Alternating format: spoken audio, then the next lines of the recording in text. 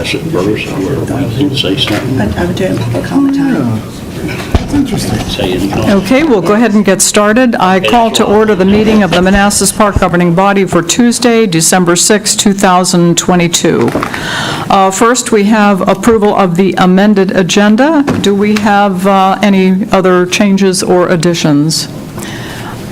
We do not have a closed meeting. Okay? No, ma'am. Okay, thank you. Do we have a motion to approve? Second. All in favor? Aye. Opposed? Abstained? Motion carries. Thank you. Next, please join us for a moment of silence, and Councilmember Moore, would you lead us in the pledge? Yes.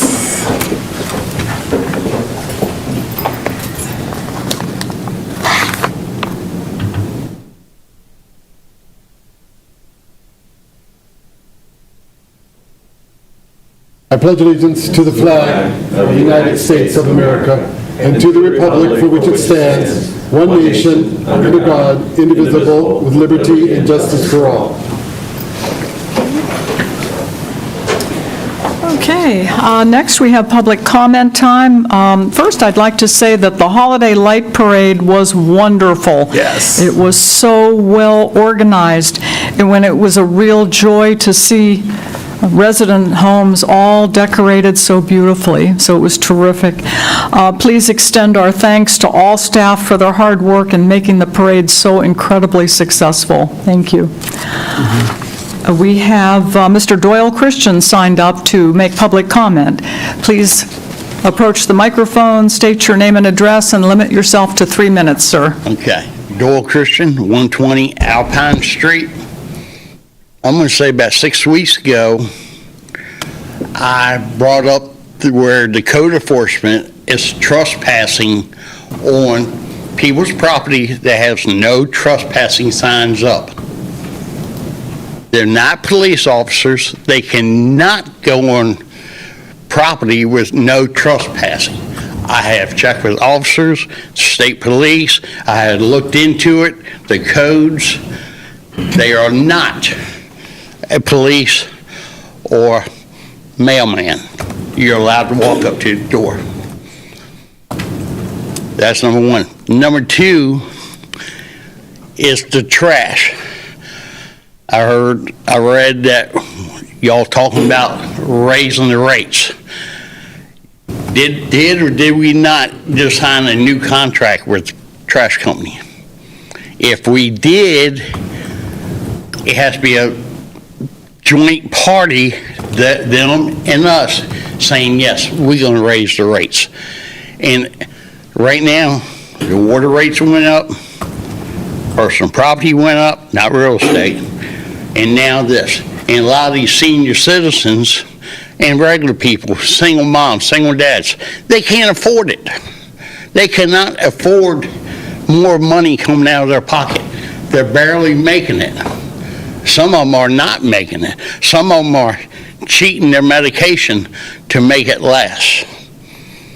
And a lot of them, I get phone calls, I talk to people, they're waiting, like one lady, she's 80 years old, lived in Manassas Park all her life.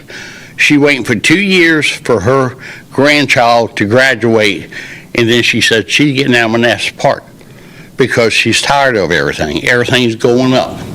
You can't get no help. Her and her husband. She takes 8 pills a day. He takes 12. You know, we got to do something for these elderly. We cannot keep raising the money on them. They're on a fixed income. Thank you. Thank you, sir. Laszlo, do you have any comments on the code? Well, yeah, code enforcement will not be going on properties if there's a no trespassing sign on there. So that was made clear. But if there's not a no trespassing sign, and they can go to the front door. However, just to let you all know, that is going to slow down enforcement if people start putting up no trespassing signs. So I just want to let you guys know that we're just not going to be able to, it's going to really delay our ability to send out, we're going to have to mail out notices of violation and go that route versus the door hanger. And the door hangers are great because it's very informational as well. And the post office takes some time for the notices of violation. So. Okay, thank you. And then for the personal property tax, so he said that it did go up. We actually reduced the tax rate for the personal property tax rate, so I just want to clarify, we have the lowest personal property tax rate in the whole region. We lowered it from $3.50 down to $3 per $100 of assessed value. Okay, thank you. Thank you. Is there anyone else who is not signed up but would still like to make public comment? Yes, Mr. Gardner. Please state your name, address, and limit yourself to 3 minutes. Hello, my name is Kendall Gardner. I live at 114 Martin Drive. And this time coming up here is actually, again, concerning something related to the deleting evidence in a criminal investigation. Last time I came up here, there was some comment.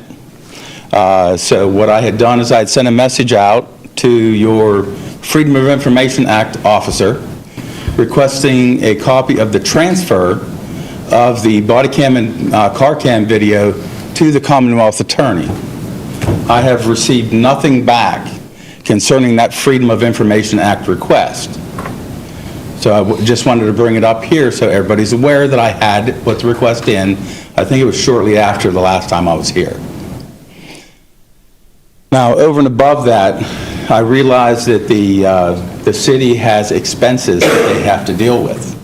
I hear, okay, we have this going up, that going up, and to kind of add to what that gentleman was saying, you have people that, yes, they can't make it.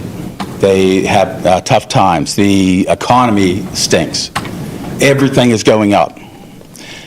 Now, the concern that I have is the fact that we spend $10,000 a year for a survey system to try it out whenever we have to turn around and jack up other things and siphon money off the residents of the city of Manassas Park in order to pay for things like that. I think it's about time that the governing body watches where they spend the money, and it's just not like a, hey, let's throw $10,000 at something. You know, the most I pay for software is probably about $200 to $300. So I'm not sure why the city's paying 10 grand. But just wanted to point that out. Thank you very much. Thank you for your comments.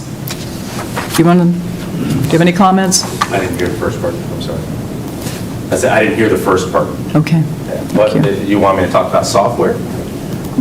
Could you please? Yeah, $10,000 is a very cheap price for municipal software. So individual people, if you're going to be spending money on software, that's totally different from an organization like a private sector company or a city government or a county government. Our ERP alone, most jurisdictions are spending over $1 million on enterprise resource platform software. That's kind of common practice. So it's not apples to apples to compare individual homeowner or home household spending on software versus organizations such as cities. Okay, thank you. Thank you. Is there anyone else who would like to make public comment who has not signed up? Okay, seeing no one and hearing no one, we'll move on to 4A, which is information on utility billing module.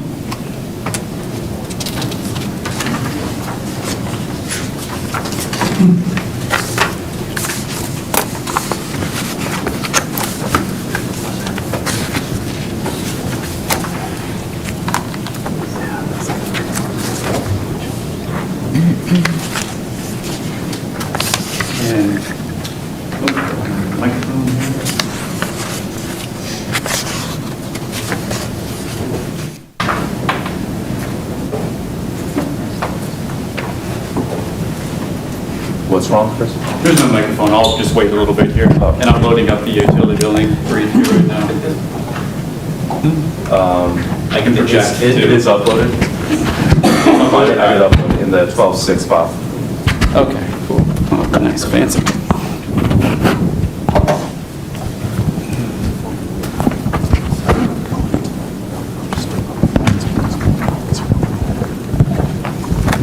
So it doesn't rub. the noise the entire time? I think you How's should be that? fine. Yeah. Okay, great. Thank you. And Leslie said it's on the Yes, in the desktop. 12/6, 2022 GB folder. Got it. All right.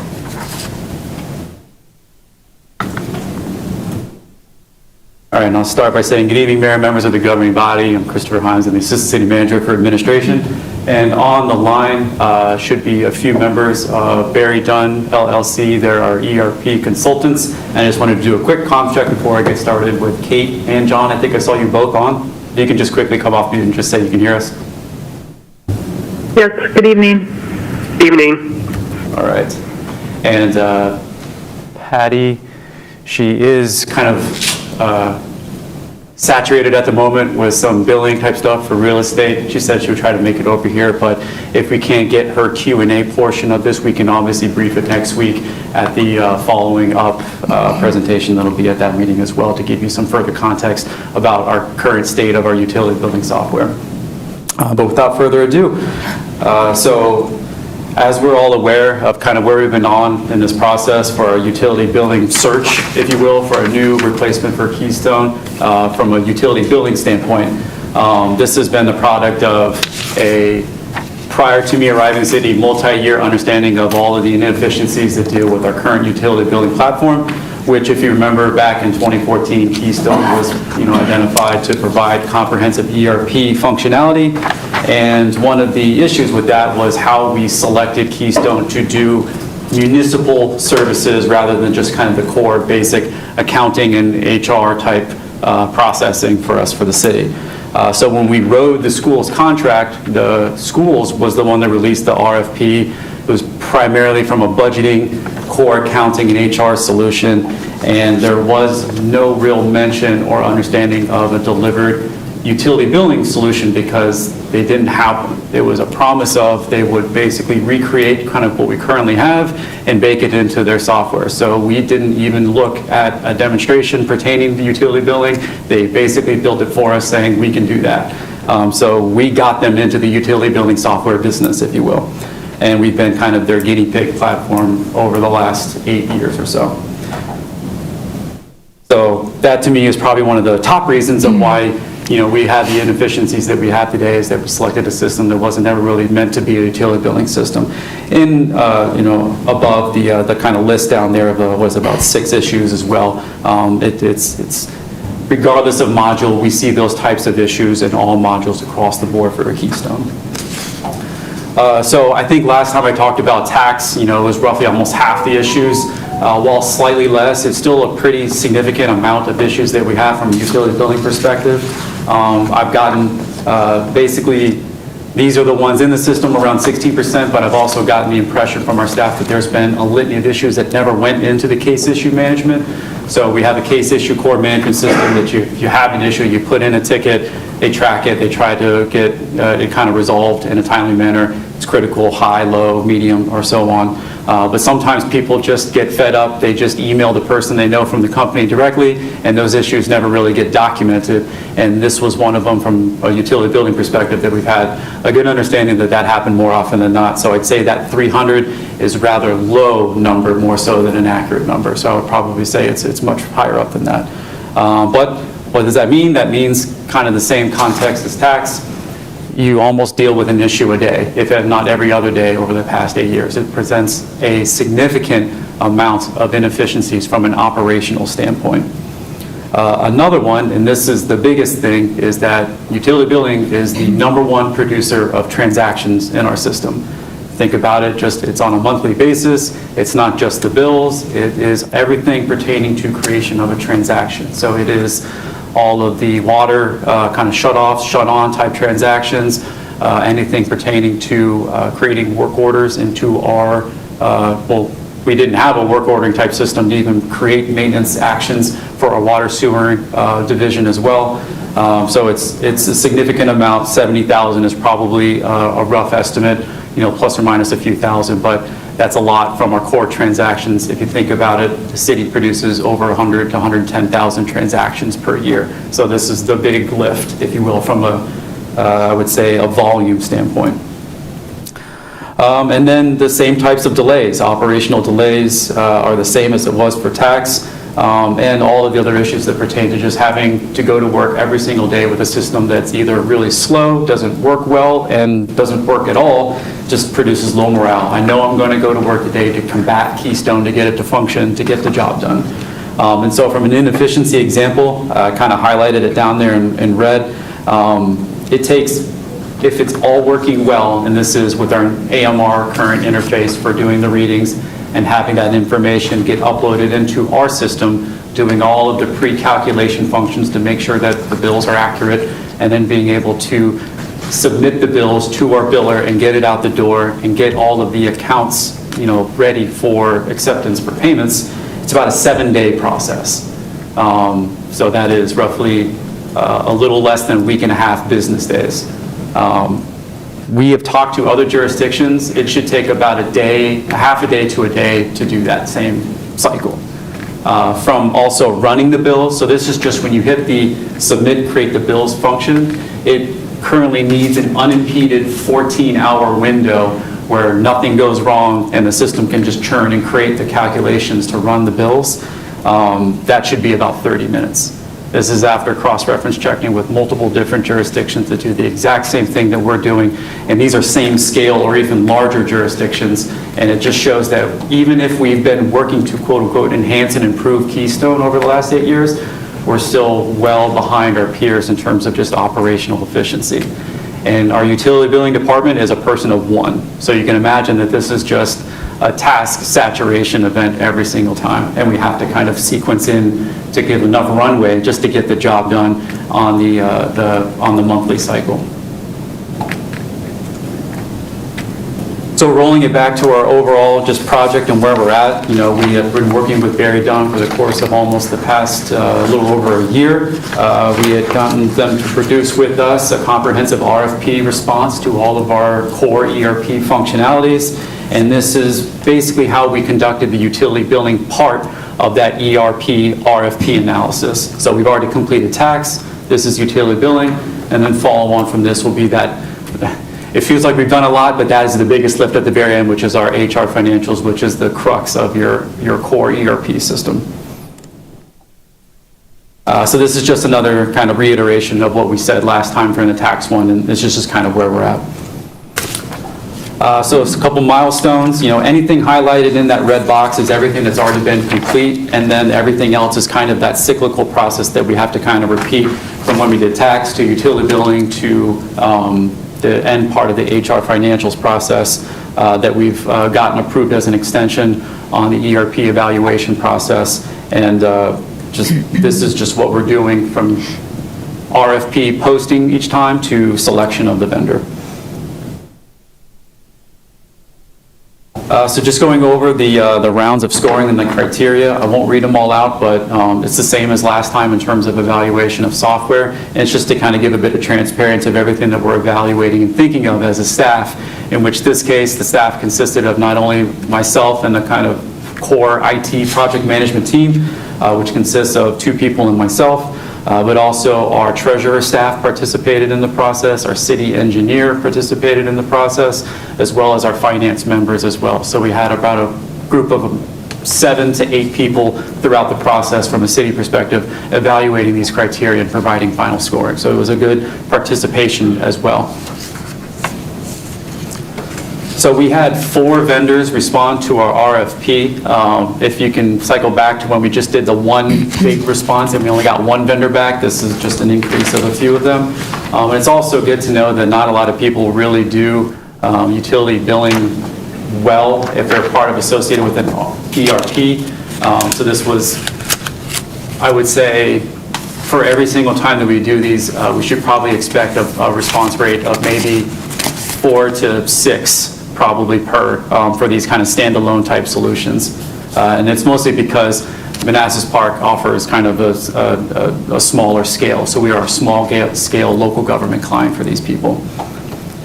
But The response to the technical proposal, this is on a scale of 100. It kind of shows kind of where people racked out and created a separation a little bit. So we were able to identify 3 vendors, which was Edmunds, FryPoint, and Tyler Systems, that we went to the next phase, which is, these are the ones that we're going to actually see their software, have them demonstrate the product for us, and follow up with their current, clients or partners and interview them, get their feedback. That is not inclusive of Barry Dunn and all, that's just cities talking to cities. And then finally, doing the final score and review on it as well. So it's 3 rounds after this round. We followed up with another process. This is the demonstrations. This is the most informational one because it's one thing to read about how somebody can do it. It's another to actually see the product, ask questions. These are roughly a day and a half to 2 days per vendor of sitting down and doing multi-hour just, hey, we're going to test to see what you can do, and having our core staff in on these meetings as well. It's a slog to get through, but it's useful information as well. Continuing on, this is our reference feedback.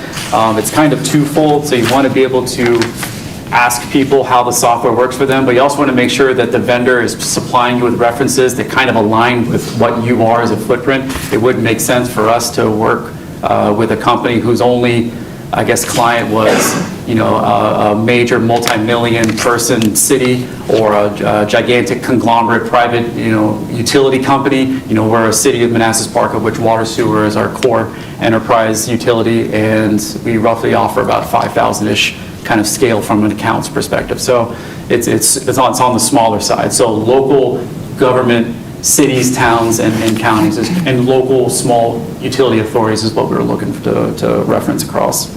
And you can see some of the jurisdictions down there at the bottom of who we were looking at. This is the one for utilities where it doesn't really matter if you're a Virginia utility or a Maryland or anywhere across the board. For the most part, we operate kind of all the same from running just a utility operation. Not like tax where it's very specific to your jurisdiction, because there's a lot of minutia pertaining to Virginia tax that not anybody else can really do.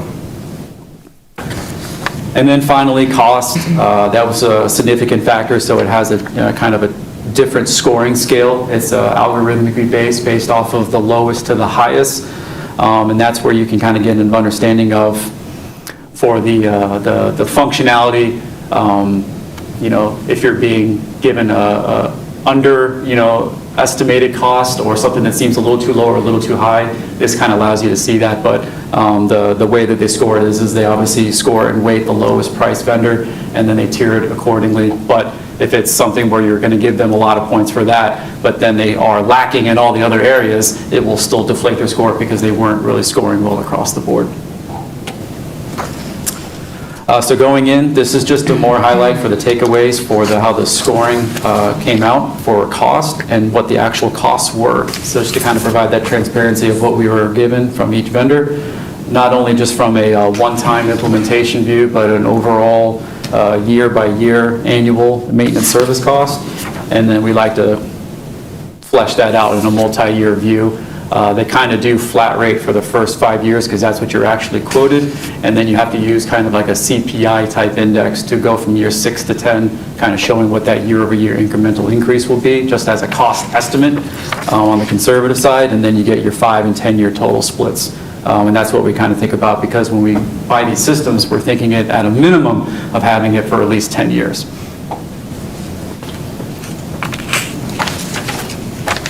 And I think I got ahead of myself a little bit, but here's the final slide. This is just the scoring breakdown and kind of how we identified the final preferred vendor. And that's how the scoring kind of broke out. I can provide any clarifications or understandings, but with this, it's just an understanding of the process. Unfortunately, I don't think Patty's able to join us to be able to get her insight right now on the actual inefficiencies that they experience with Keystone.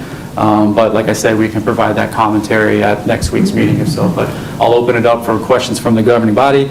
And if you have any other questions pertaining to the process, I also have Barry Dunn on the call. So Yeah, and we can always email our questions in, and Yes, Patty yeah, can- absolutely. Yeah, okay. Well, thank you very much, Chris. Are there any comments or questions? Yes, ma'am. So are all these systems cloud-based, or are they? I would say yes and no, because some of them are true cloud, which means they are fully off-site hosted. Some of them are called, it's called hosted SaaS, if you're familiar with it. Vaguely. Essentially they're all URL-based platforms, but it's how you host your services, and it's either on-site, on-premise, or off-site, completely hosted in a different thing that makes you quote-unquote a true cloud type service. But the other benefit of that is if you are cloud, that means that when you do releases, you do upgrades and improvements and enhancements over time, it's incremental, it's in the background, you don't even notice it unless it's something super major and intensive. So think of it like a traditional software company that is licensed to you. You have a little icon, you have to actually click into it. They might improve their product maybe once or twice over the course of a year or a few years. Cloud is just incrementally increasing or enhancing itself. So everything that we saw in our product thing, they were all either true cloud or hosted SaaS clouds. Okay. Thank you. Do you have a follow-up? Not at the moment. Okay. Yes, sir. Thank you, Chris, for the presentation. Thank you. I have some questions on I guess it's chart number 11, the UB cost scoring sheet. We've given them 40 points, that is Edmunds, just for being the lowest score. Yes. I don't understand that logic, because it makes the other two vendors totally out of the race by just the fact that they have the lowest score, that we've given them the maximum amount of points. Correct. So let me ask you this. Did we use our consultant to determine what the price should be, and then give them based on what that in the marketplace? I'll turn that over to Barry Dunn, either John or Kate, but there is an answer for this one that's probably best described by them. And I'll allow that. John and Kate, did you hear the question? Hey, Chris. No question here. I think I heard the question. Without getting into too much detail, if we need to, we can also reference back to the RFP. But we do have multiple evaluation criteria that we go through in these RFP processes. And as part of that evaluation criteria, we have multiple rounds of evaluation. Usually, cost is one of the evaluation criteria. So while Edmunds received all of the cost points, there were other evaluation criteria and points that were awarded throughout the process. So I don't know if that helps clarify, or if there are additional questions that are needed. You don't normally dictate price estimates in the RFP. You don't want to push that kind of information out there and kind of influence what you want to receive. Oh, I'm not saying we should have pushed it out there. I'm just saying, did we use it?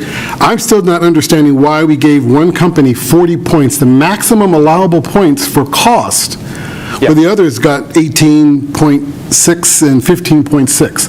I still haven't gotten a justification. I would like to see the criteria that was used for this particular grading. Because I don't understand why we gave them 40. Yeah, there is. And not 35 or 28.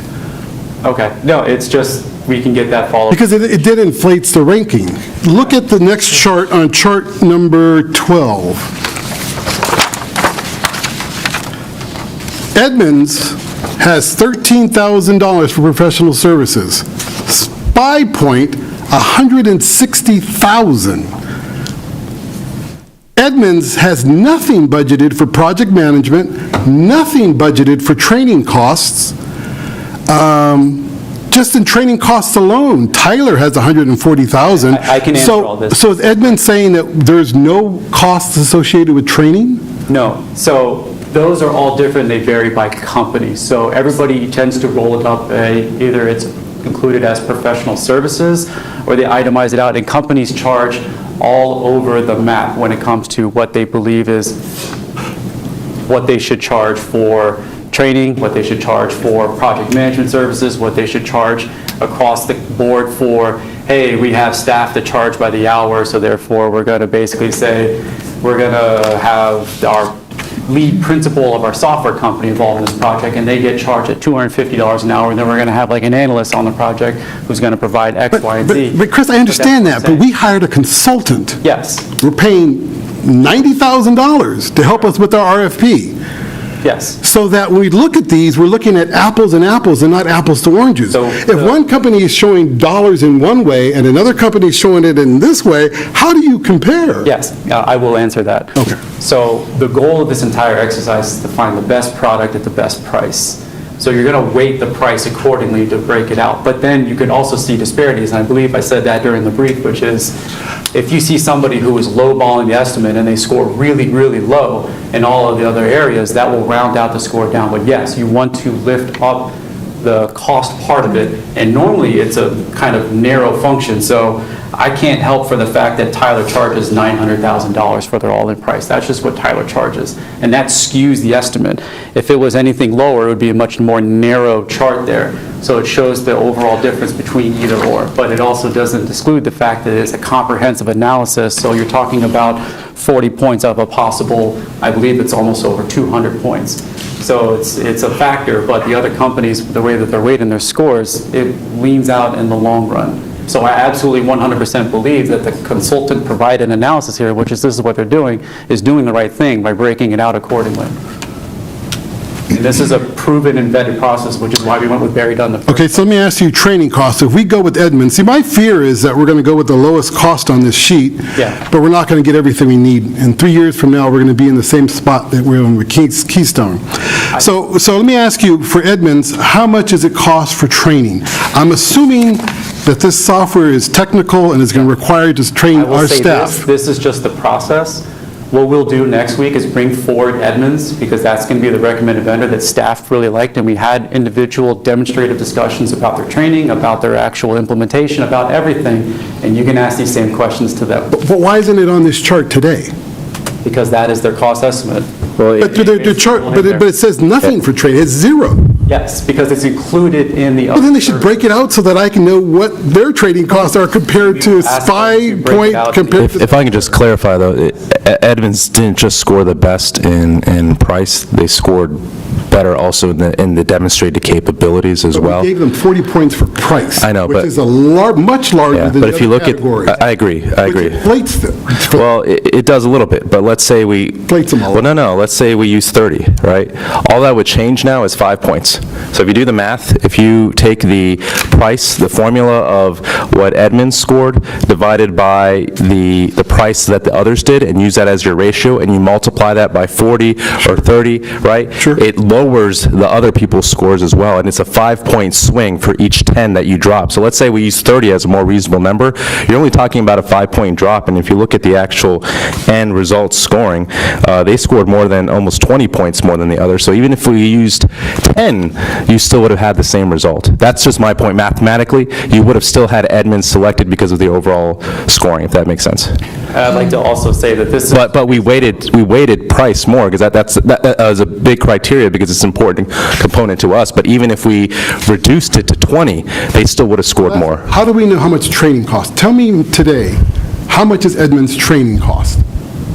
How much does it cost them as a company? No, how much is it going to cost us as paying it? Because I could see how much Spy Point and Tyler is going to charge us for training. I can't from Edmunds. Yeah, you're talking about the transparency of their price breakdown. Yes. Okay. And we're supposed to be comparing us on the dais here, apples to apples and oranges to oranges. Or Yeah,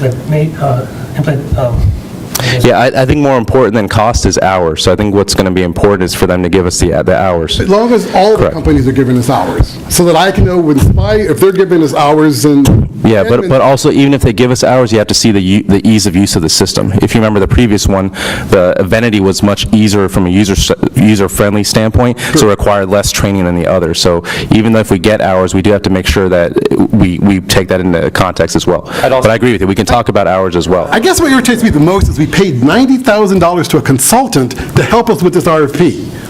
$90,000, and I still don't know, we have a chart here that I cannot compare vendors to other vendors. Okay. Compared, In terms of training hours specifically. Not just training, there's lots of categories here that's not filled in. Project management, every project that I have been through, and I've been through a lot of them in municipalities, needs a project manager to shepherd these things through. Just so I can. They have $0. The other two companies have $48,000, the other one has $16,000. And I can say something, having been on the side of being the consultant, it depends on how the company, going back to his point, how the company does the dollars. Some of the projects I've been on, it's been baked in. Others, it's been spelled out. It's also dictated by how the RFP, what's dictated in the It's incumbent RFP. upon that company then, for us as policymakers, to make it so that we're comparing apples to apples, and that it's transparent to our taxpayers Right. who are paying the bill. I understand that. Just so and I can provide a little bit of commentary, because I've been looking at this for the past few years. Spry Point and Tyler, in my professional study opinion, are way overpriced. When we Okay. did the IT master plan, we booked it based off of I don't our- know anything about Tyler, and that could be true. Yeah, other than what I've seen with Edmunds for utility billing, because utility billing, while it's doing a lot of transactional operating capacity for the city, it's a very small portion of a function from a utility, like, software platform. I just want our when I was process to be talking- rigorous. I don't want to be a sole source, let's just give this contract to the lowest I bidder. can guarantee you that is not the case. Okay, I'm just Yes. asking the question. Also, I noticed that Spy Point is from Canada, Yes. with all the, in Silicon Valley and all the companies that are around. If you want to reach out to all the different utility companies, respond to our RFP, I would be great, but this is who responded to our RFP, and I can't control who does and does not. And like I said, we are a very small local government municipality. Our business from a utility billing standpoint isn't like you're getting business for New York City or for San Francisco for all those Silicon Valley companies. So this is what the process showed, which is we found an excellent system for a great price that is in line with our IT master plan price, which was with another consultant, around the roughly 20 to 30K per year estimate. And the reason that cost disparity really increases where you have a big number and a little number is because it's over 10 years. And one charges double the amount, and it is for less the product. So for me, this process shows that we avoided Tyler more so than we found another vendor that is preferred. So that's what the process entailed, and that's what we're showing, and that's what we're going to be pulling forward next week to be able to show you. You can actually have this direct conversation with the vendor, because we've already talked to them about having to explain that, because, yes, you're right, it's not listed in there because it's all-inclusive. It is a package-type deal, and they have done this over and over and over again. And then we talked to the towns of Pulaski and Havre de Grace, which have similar size and scales of us in terms of how many utilities they go to, and they said that there was no issue with their training and their implementation. Did they tell you how much it cost? Well, it's whenever they did it, but it would ride around the same price. You can ask that question to Edmunds, and I'm pretty sure you'll be satisfied with that response as well. Might I make a suggestion that we come up with a very exhaustive list of questions jointly that we can ask them? And as a contractor, they should be well prepared, even off the fly, to answer our questions. I guess I'm just trying to say we're limited it to one vendor next time. In other words, by this analysis, we're eliminating the other two. You want to see the other two? That's our recommendation Oh, I thought that we you said proceed. we were only talk to Edmunds. You guys control this process, so if you guys want to talk to more vendors, that's on you, but we're your staff, so we're bringing forth a recommendation. And then, I just want to point out, though, from the scoring standpoint, price wasn't the top category. If you look at round one, that was the top. That was 100 points right there of available points, and that's where Spry Point did better. So price was not the overwhelming largest criteria utilized. When you throw in price and you give them 40 points, then it tilted. But it's a ratio based off of actual cost. And even if I reduced it, but I'm telling you, even if we reduced it by half to 20, which would be, I think, unfair. Actually, I think price should be higher than 40 from my standpoint, and it was already low, but let's say we reduced it to 20, the difference would only be a few points. I think price, I want us to have the cheapest project. But if they're hiding their costs, if they're not telling us up front how much their training costs are, look at that chart. Half of it is not filled out. Yeah, but that's you're talking about implementation at that point. But I'm talking about comparing the other vendors. But not an end product. The other vendors broke But it you're out. talking about implementation, you're not talking about end product. I'm talking about this chart. And, I know, and but this chart training doesn't is tell me- about implementation, right? Yes. So you're talking about implementation again and not about end product. And We're what talking we, about end as a product. city, will pay to train people on the Edmund system. Yeah, so the concern that I can see coming from Laszlo, can you speak into your microphone? Yeah, the concern I can see coming from this is will there be skyrocketing costs with Yes. implementation? Yes. Because it's not hidden. So that, I think, is a valid concern, but this is the price. The answer to that is no. It's Exactly. Cost not to exceed. You can't answer that question. No, it's in the contract, it's a cost not to exceed. That's Okay, what- we'll move on. I think other council people Hold on. have questions. Would it behoove us to have, first of all, my first question is, do we have to make a decision this month? You do not have to make a Okay. decision this month. This is your process. Okay. We, as a staff, have brought forward our recommendation. Okay, so then my second part of it is then, so back to Councilmember Moore's point, so that we can see what we're getting, perhaps then we have a presentation by each of the three, what's the word I'm looking for? Yes. I'm okay with, again, I want you to also to trust the end users about what they wanted, because previously what happened with Keystone, it did come from the elected. Right. And not from the staff, and it was a failed effort. I get that, I Yeah. understand it, because this is kind of what I do, Monday through Friday. I get that, where you need to bring in all of your stakeholders, and some of those stakeholders are including us, and to some degree, the residents, not discounting the staff, because since they're the ones that are going to be dealing with it more than the rest of us. But to Councilmember Moore's point, maybe it is our due diligence to see each of the vendors and not rush to get this done before the end of the year. What is the timeline for implementation? What is our timeline for decision and all? It's your timeline. We want to get this done as soon as possible, because for many years, we've tried to replace Keystone, and we put it at this point. But again, everything is dictated by you all. If you want us to slow down, we will slow down. Okay? We'll take as long as you guys need to make a decision on this and to get this implemented. However, there could be people who drop off if we wait too long. I get that, I understand that. But understand where we have our feet in both worlds, right? So I think maybe we can, let's think about this. What do you think, Daryl? Maybe, Well, I think a little bit more time to ask questions. I think plus have all the rest of the council members here, because we are down, what, three? Well, it's Three. Three. But again, you guys aren't talking to the vendors tonight, and they can watch this presentation, right? But no, if you guys need all three vendors to come and present to you all, then that's what we get scheduled. If that's what you all need to make a decision, then we get them scheduled to come and present. Steve, your thoughts? Well, I mean, I had a couple questions too before I decide. Can you speak into the microphone? I had a couple questions myself before I decide if we need to. Do you want to ask your question? Oh, yeah, sure. Yeah, sure. go ahead. Well, I mean, I guess Darryl got most of my questions out, but if we took out round 3 and 4 out of the equation, just round 1 and 2, I think is the most important aspect of the technology piece. In my opinion, the SPY point scored the most out of functionality and technically, and I think even in the demo part. Yeah, but so would Oracle and SAP. That doesn't mean they're priced and scaled appropriately to our jurisdiction. That's why you can't just ignore the other criteria as well. Like if we said, hey, Oracle, SAP, show us what you guys can do and demonstrate it, but then we don't, well, who are your clients?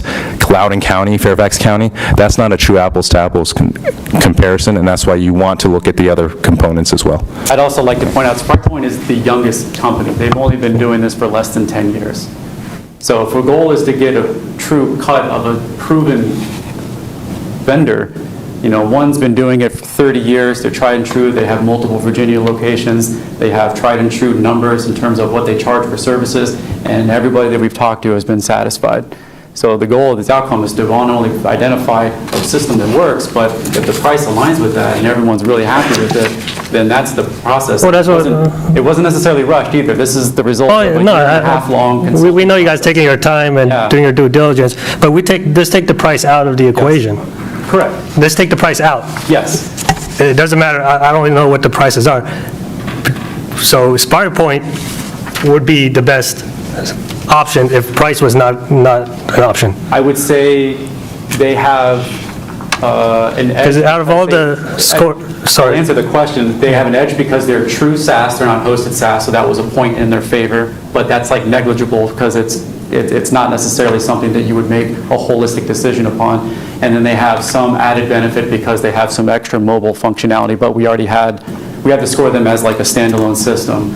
And so they had a higher score in the general and technical requirements, but from an actual user interface, like the breakdown, if you want to go to the actual scoring part of it. The demo scoring you're talking about? No, what is it, I'm losing my place here. There we go. And the functionality is actually broken up into kind of subcategories as well. So even within that 35 points, there's different pieces of that. So there's functionality from like how they responded to the technical requirements that were laid out in the proposal, which was almost 200 plus requirements that we had to lay out. General technical pertains to like those higher level things that aren't user specific. They're like back end type stuff. And that's where we talked about the SaaS environment. We talked about some other factors, but it's scored higher because of that. But if you took those components out, they would be neck and neck. Plus, it was the one that our staff liked the best. So when you go to the actual demonstration ones, they scored higher on a smaller scale. So that's an even harder thing to do, to show kind of a clear breakout. Is it because it's easier to use? Is that what the interface for the back office? It's a very easy product to use and learn. It's a very intuitive product. And it was comfortable for our end users to be able to understand that they could work with that system, which to me is the most important factor, and then cost. And then what is the customer-facing part? The customer-facing part? Yeah. Well, that one is... Who scored the highest in that? We're going to have, and this is another reason that we wanted to pare it down for the actual system, we're going to have Aclara Suez Veolia provide the customer information component. So when you want to... Remember, that's the smart meters that you guys approved separately. That is a completely different system. It's called Aclara. It's utilized everywhere. And then from the back end part of it, you're really just looking through your billing information. Well, now we have a portal that's going to integrate with the system and pull that information forward.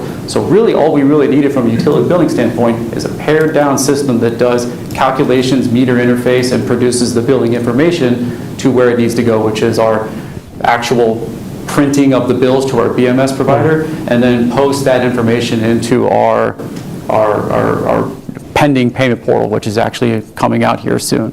Well, I'm saying that's all we really needed it for. Like so when you're buying a system, Tyler is selling you on this massive scale product that a lot of stuff that you don't necessarily need, and will charge you a lot in order to implement it and train on it, whereas Edmunds is providing us what we actually needed and had been kind of thoroughly vetted by, like I said, our city engineer, our treasurer staff, our finance staff, and our IT staff. Well, that's what I'm saying. I mean, process too. It's good that our staff is comfortable with this, but my concern is the customer-facing portion of it. Yeah, just Because to right now, you can't even see your current bill, you can't view any of your past bills, That right? solution has already been... You don't even know how much you owe Yeah. when I pay, because I pay online all the time. You will be satisfied with the customer-facing solution that you will get when we put the whole system together. With Edmunds or? With Edmunds, Okay. Aclara, and our payment portal. That is going to be kind of all... Again, usage is not coming, the usage is coming from the smart meters to the customer, so they'll be able to see what they use. And again, we're replacing the Keystone payment portal now, or even any payment that would come from any ERP. We have a standalone payment portal now that everything's going to sync to. That's going to be the customer experience. And we're doing that separately, and that should go live here within the next couple of weeks, the actual payment portal for residents to interface with. And that data on the payment portal will come from Edmunds and then the Aclara system. Yeah, I mean, to me, I think the round 1 and 2 is the most important aspect for me. 3 and 4, this is references and demos. I mean, I need to know that this, whatever system we choose, integrates properly. Staff loves it, customers can use it properly, and, do all that stuff. And to me, Edmund scored low on all those. That's not true. So staff liked it, number one, and it's the lowest cost. So staff liked it, preferred it, and it's the lowest cost. Well, I meant for round 1 and 2, sorry. So those are the technical capabilities, again, but if your priority is, does staff think it's easy to use, is it functional, and is it the best cost? That's what we're saying. So you're recommending a system that staff didn't like as much, that's also double the price. So you can see why we're recommending something that staff prefers, that thinks it's easier to use, right, that demonstrates that has the functional capabilities. It didn't score that much lower But did than they say what SpryPoint. were the pros and cons? I would like to hear from them. I know she couldn't make it, but what was the pros and cons of using each of these? I'm sorry, you're asking our treasurer to use, You said they trial ran all these softwares? The treasurer? I mean, I would have to pull them in here to do it, but they're going to be more providing of why we needed to replace Keystone and show you kind of all the inefficiencies. No, he's asking why they liked the Edmunds versus SpryPoint. Yeah, our treasurer staff can show you or say what they liked about it the most, but I mean, Compared to SpryPoint or Tyler's? yes. They tried all three? I don't want to put words in their mouth, but Yeah. in terms of complexity, when you're dealing with something, you want it to be centralized view, you want to have click of the button, you want to have kind of automated type of functionalities. The other systems were very disparate in kind of where you had to go in order to get the information you needed. So when you click on a screen, it would actually open another screen, which opened another screen, which opened another screen. And so it's quote-unquote SaaS URL based, but now you have 10 different tabs open on your browser bar, and you're trying to get to something you need to get to, and you can get easily lost. So it's very kind of all over the map. Isn't that one of the Tyler issues? has a, what's that? That was one of the issues with Keystone, right? Is it multiple Keystone does it, but screens? Keystone drills in screens kind of inception-wise in the middle of it. Okay. Edmunds, you don't leave the main screen. So can I just clarify also too, so for round one and round two, so round one, SpryPoint did score better than Edmunds, but that's the review of the RFP proposal, when you're reading their technical capabilities, what it is. Round two is when they demonstrate what they can actually do, and in that one, Edmunds actually scored better. They're looking at the same thing. They're looking at functionality, technical approach, experience in both rounds. But one of them is based off of the consultant, the team's reading of what they can do, reading it, and then the second one is them demonstrating. So when they actually demonstrated, Edmunds did score better than SpryPoint in that. Yeah, I mean, it was a slight advantage. Yeah. But again, there's a slight advantage there. There's a preference from staff, and it's also half the cost. So when you weigh in all those factors, that's why the recommendation came back.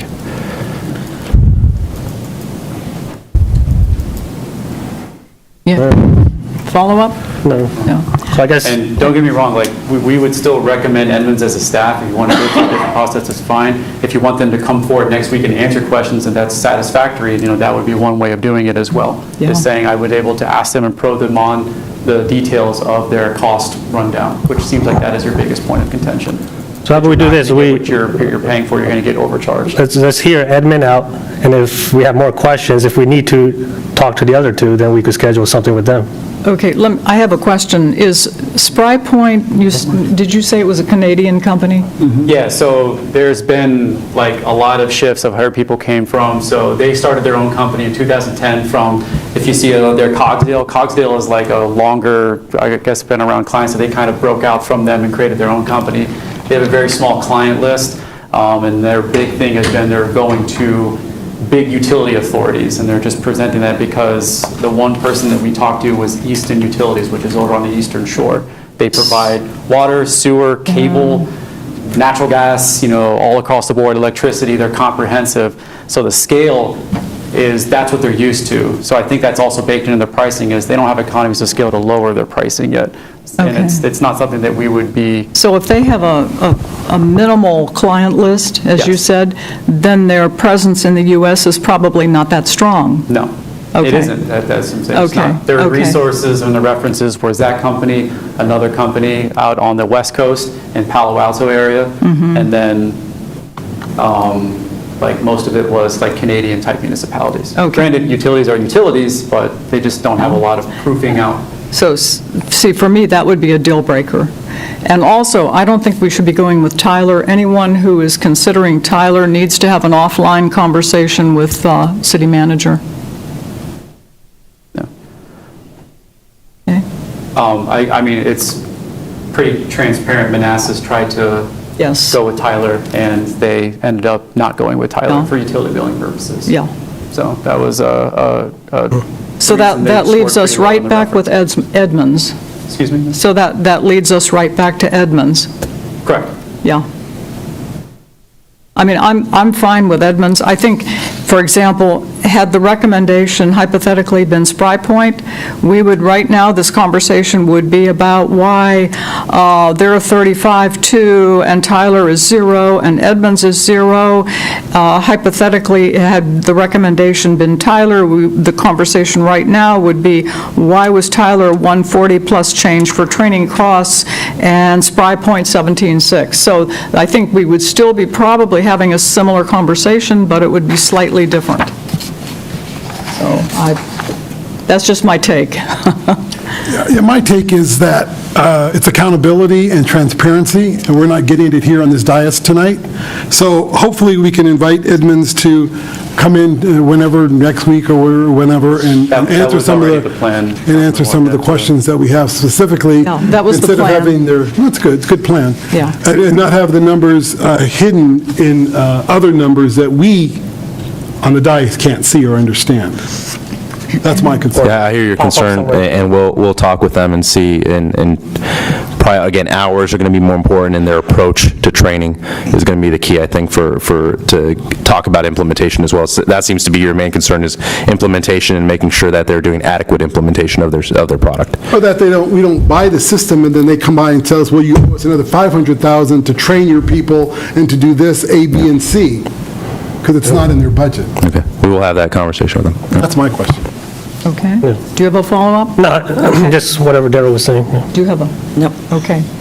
So if we have any other questions, please send them to Chris and Laszlo. Any questions for Patty, likewise, send to Chris and Laszlo, and they'll be answered next Tuesday. Are there any other comments? Going once, going twice? Okay.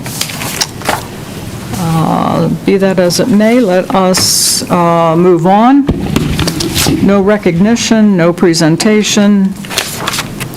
Consent agenda. Consent agenda is 7A, consisting of approval of the minutes of November 15th, 2022. Do we have a motion? Moved. Second. All in favor? Aye. Opposed? Abstained? Motion carries. Thank you. Okay.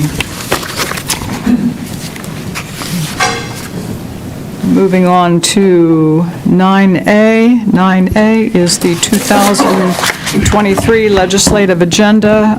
The copy that we have is a revised copy, and I wanted to note that the change is the addition to the transportation section at the top of page 3.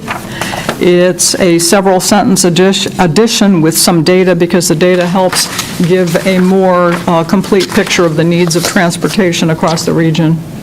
Yep, and to the mayor's point, so the mayor identified that some of the language between the different sources got lost, so she notified Kelly to put it back in, so Kelly did that over the weekend. Kelly would have been here to present that. She's feeling ill, so I'm covering in for that. So this was a product of governing body input. We use VML as well as kind of a base document for municipal issues, and then we reached out to the different departments to see what ideas we could come up with, and myself as well, for what would be important. And so I have the document up here. You guys have it in front of you. If you guys want to make any changes, that's what I'm here to do tonight, is facilitate, answer any questions, and make any edits to this document based off of what your requirements are. Any comments or questions for Lasso? Do you have I don't have a copy. I'm sorry, I can't hear you. I don't have a copy. Did you guys get a copy of it? Yes. It's I'm gonna 9A. Yeah, I'm going to steal one from somebody else. Yeah, should just be out, actually, in the packet. It should be in the packet. Yeah, pretty much. Everything else, I would point out, is the same as what was uploaded to the website. Okay. That was the only part that was missing. Thank you.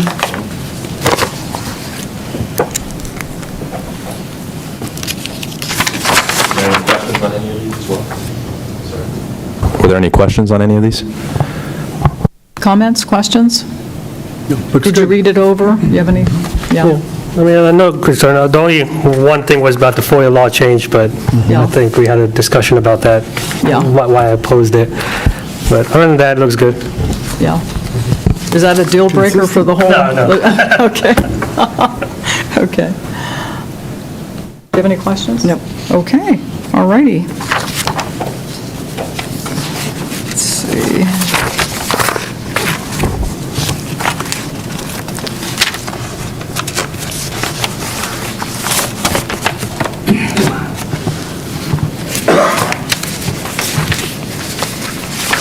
Is it, do we have to take a formal vote on this, Dean, or is consensus sufficient? Is it going to be the official governing body legislative priorities that we're sending? I think you should vote on it. City, yes. Yeah, you should vote on it That includes us, then. right? Yes. And I think that's in the recommended motion, is that not correct? It says, recommend that the governing body review, amend, and approve the attached legislative agenda to send to our state representatives for consideration during the 2023 General Assembly session, beginning on January 11th, 2023. Okay, do we have a motion? Moved. Second. All in favor? Aye. Opposed, abstained, motion carries. Thank you, Laszlo. Okay, 9B is Security System Master Equipment Lease Purchase Agreement. Okay, I'm still up. I was about to sit down. Oh, this is the wrong screen.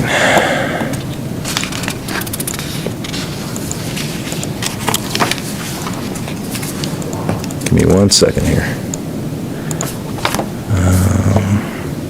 Slideshow.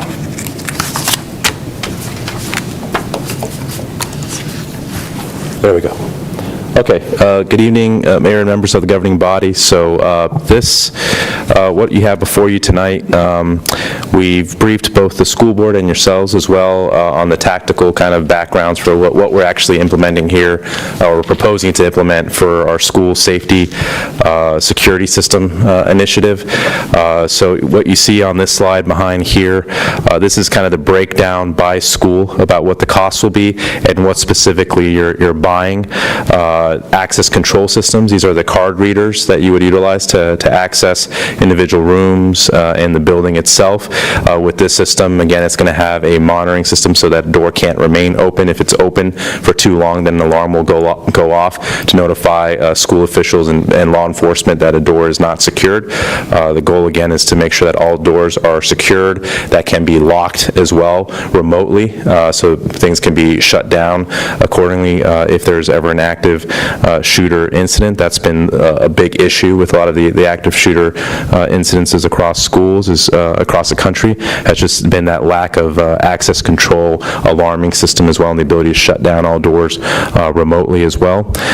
Security cameras, so that we can identify if there's an active shooter exactly where they are, get a full understanding of the situation. That, again, would be able to be viewed by law enforcement on mobile platforms as well, to give them a tactical advantage. And the schools officials as well, who are in the security room as well, and understanding what's happening, so they can provide necessary guidance to students and teachers for what to be careful for, where to go, etc.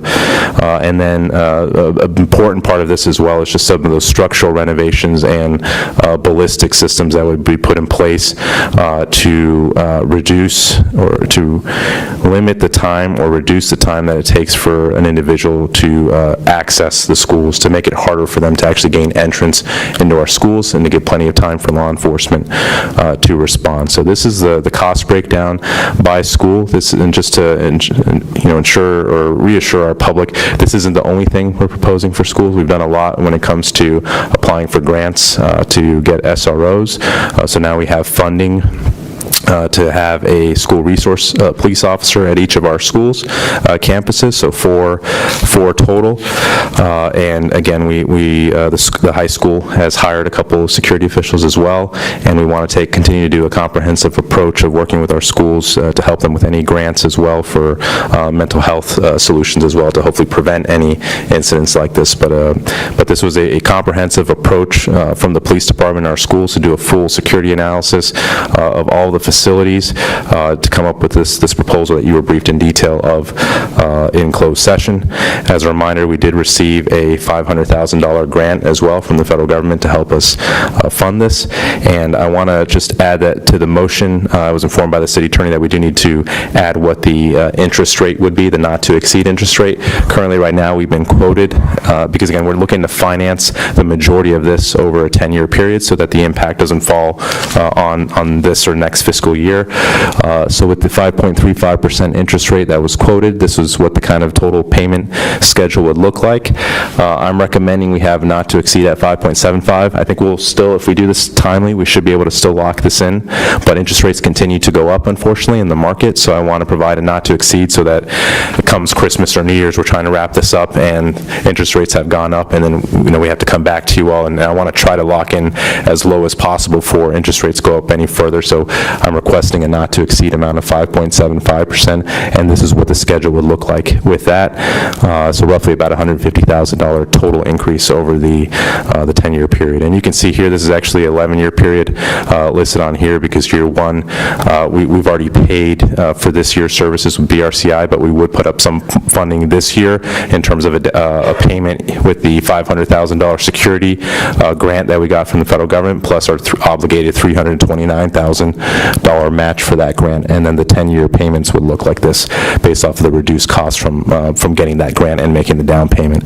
So on your agenda item that you have before you, I break out not only this table that I just showed you, which gives you the 10-year payment structure. Let me pull up the actual memo here.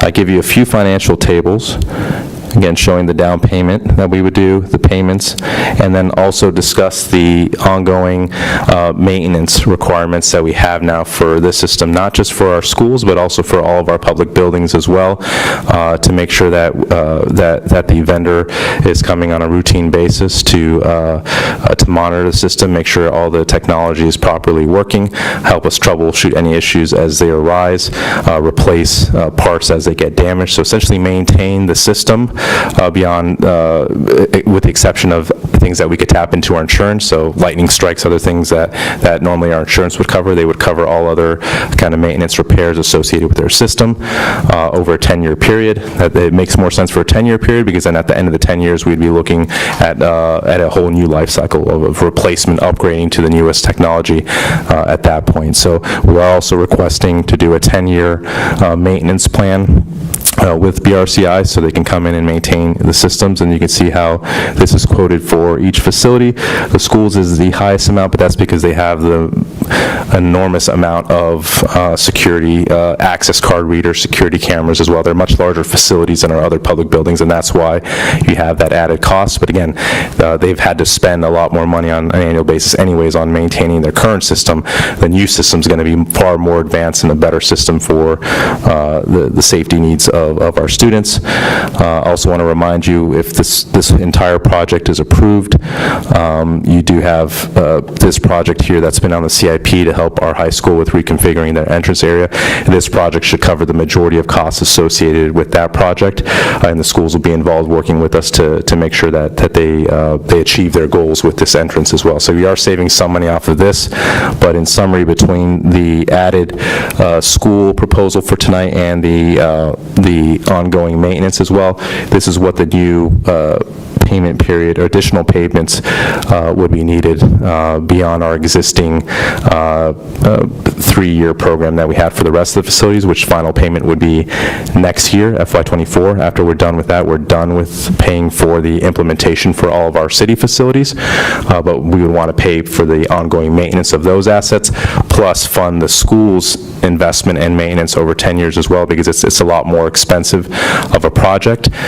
So this is what the schedule would look like. You can see roughly around $425,000-ish dollars per year that we would be spending on this. To fund this, I'm proposing we utilize the revenues for the phone enforcement program, which has available after everything that's already been approved for its use. We still have about a $500,000 per year additional available funding, which should cover all of this. As a reminder, the Euclid Avenue speeding camera, we're authorized by the state to have that there because there's a school there. So it's essentially designed for school safety. So reinvesting those dollars into additional security for our schools makes a lot of sense. So we have law enforcement here today, and also representatives from the schools and from the vendor BRCI to answer any additional questions that you all may have. Okay, thank you, Laszlo. I just want to say, I think it's a real blessing that we have a revenue stream that can pay for this, because this is important. Any comments or questions from the governing body? Just Yes, real ma'am. quick. On the off chance that people actually obey all the rules. We no longer have people running red lights and speeding. Where would the revenue come from? We'd have to fund it then out of the CIP. And as you'll see in my next presentation, the budget amendment presentation, our financial health continues to improve, so I'm confident that we would be able to fund this, and I think this is a priority initiative, so if we have to push other things back, I think we should. I think ensuring school safety is probably going to be the most important thing we'll be doing. Okay, thank you. Absolutely. Yes, Councilmember Moore. Yeah, first of all, thank you, City Manager, for this presentation and the presentation that we had last week on this issue, or weeks ago. This is extremely exciting. With the SROs that we'll be able to put at all of our campuses, and then this enhanced security at each of our schools, public schools, it's just the right thing to do for our city to protect our young people. We see what's going on throughout the country, and it seems like we're being very proactive. We have a revenue stream that will cover this, that's appropriate. So I'm just excited to be able to vote on this tonight and to move this process along to protect our kids in our school system. Yeah, thank you. Councilmember Javed, comments?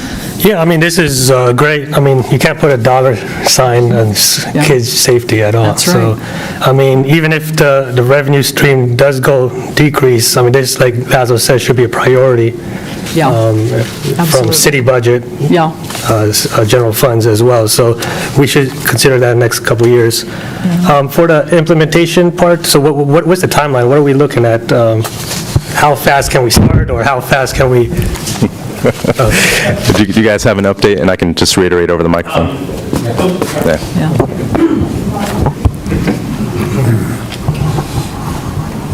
If you want to introduce yourself. Sure. Good evening. I'm Brooks Moats from BRCI. I'm the Operations Director. We did the first implementation for the city here, and then we will obviously be doing the schools. I'm sorry, what was the question? I was like, how long will the implementation start, or what's the phases looking like? So we intend on starting as soon as possible after the first of the year. The goal is to do 2 schools at a time. So with as of right now, probably finishing up late summer, early fall. A lot of it does depend on lead time for material and equipment. It's electronic equipment, so we're at the mercy of some of those vendors. Most of the stuff is in stock, but some of the stuff has long lead times, but we will still do most of the work, and we'll just wait on the equipment. And with the thought process of, when we wrap up something else, something will come in, we'll install it. If we had nothing to do at this school, we'll go to the other school, and we'll keep working to get it done on time. Okay. Yep. And then, well, since you're up there. Sure. Technology, what's the latest and newest updates? I mean, does it change every year? Do we need to change these every year? The software itself doesn't change other than just typical updates that you would do like on any computer system. Right. The technology hasn't really changed a whole lot, just updates. All the readers are Bluetooth enabled, so at some point, if you guys want to transition away from hard cards, you can have Bluetooth on your phone, mobile credentials, things like that. And just maintaining the system is really important, with system updates, things like that, and keeping that stuff updated. Well, good. Yeah. Well, thank you. Yeah. Sure. Okay. Any other questions for me? Other questions, comments? Thank you so Okay. much. This is genuinely important. I'll tell you, if I could snap my fingers and put 2 SROs in every school, I would do that. I think it's that important. But I don't have a secret genie, so. Okay, there are 4 motions for this, and thank you, Dean, for all the work you put into the updated motions. Thank you. First motion is that the governing body approve and authorize the city manager to sign the necessary documents to amend the existing agreement with BRC International Corporation dated September 14th, 2021 for the installation of security cameras, access controls, and other security systems for the city's high school, middle school, 2 elementary schools, and pre-kindergarten facilities at a cost not to exceed $3,404,382.67 as presented and subject to final city attorney review. So moved. Second. All in favor? Aye. Opposed? Abstained? Motion carries. Second motion, that the governing body approve and authorize the mayor, vice mayor, and city manager to sign the necessary documents to amend the master equipment lease purchase agreement with Community First National Bank dated September 23, 2021, to finance up to $2,575,382.67 of the cost for the installation of additional security cameras, access controls, and other security systems for the city's high school, middle school, 2 elementary schools, and pre-kindergarten facilities as presented and subject to final review by city attorney. Madam Mayor, can you add the not to exceed 5.75% interest rate? Consider that added, not to exceed what? I'm sorry. 5.75% interest rate. 5.75 interest rate, okay. Is that okay, Dean? Everything's okay? Yes. Okay. Do we have a motion? Moved. Second. All in favor? Aye. Opposed? Abstained? Motion carries. Third motion, that the governing body approve and authorize the city manager to sign the necessary documents for a 10-year maintenance agreement with BRC International Corporation that will cover all security cameras, access controls, and other security systems installed for the new city hall, fire station, police station, community center, public works, and social services facilities, high school, middle school, 2 elementary schools, and pre-kindergarten facilities at a cost not to exceed $1,900,473.43 as presented and subject to final city attorney review. Moved. Second. All in favor? Aye. Opposed? Abstained? Motion carries.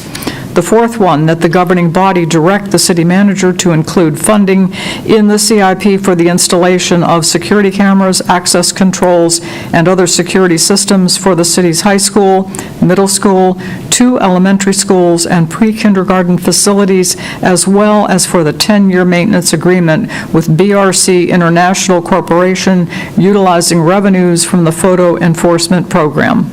Moved. Second. All in favor? Aye. Opposed? Abstained? Motion carries. Thank you. Thank you very much, everybody.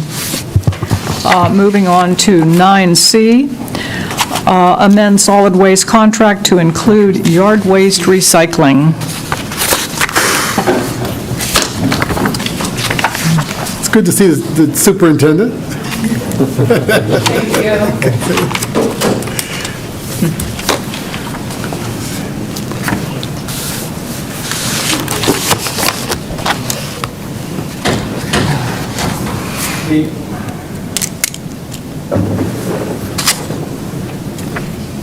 Chris, take that one.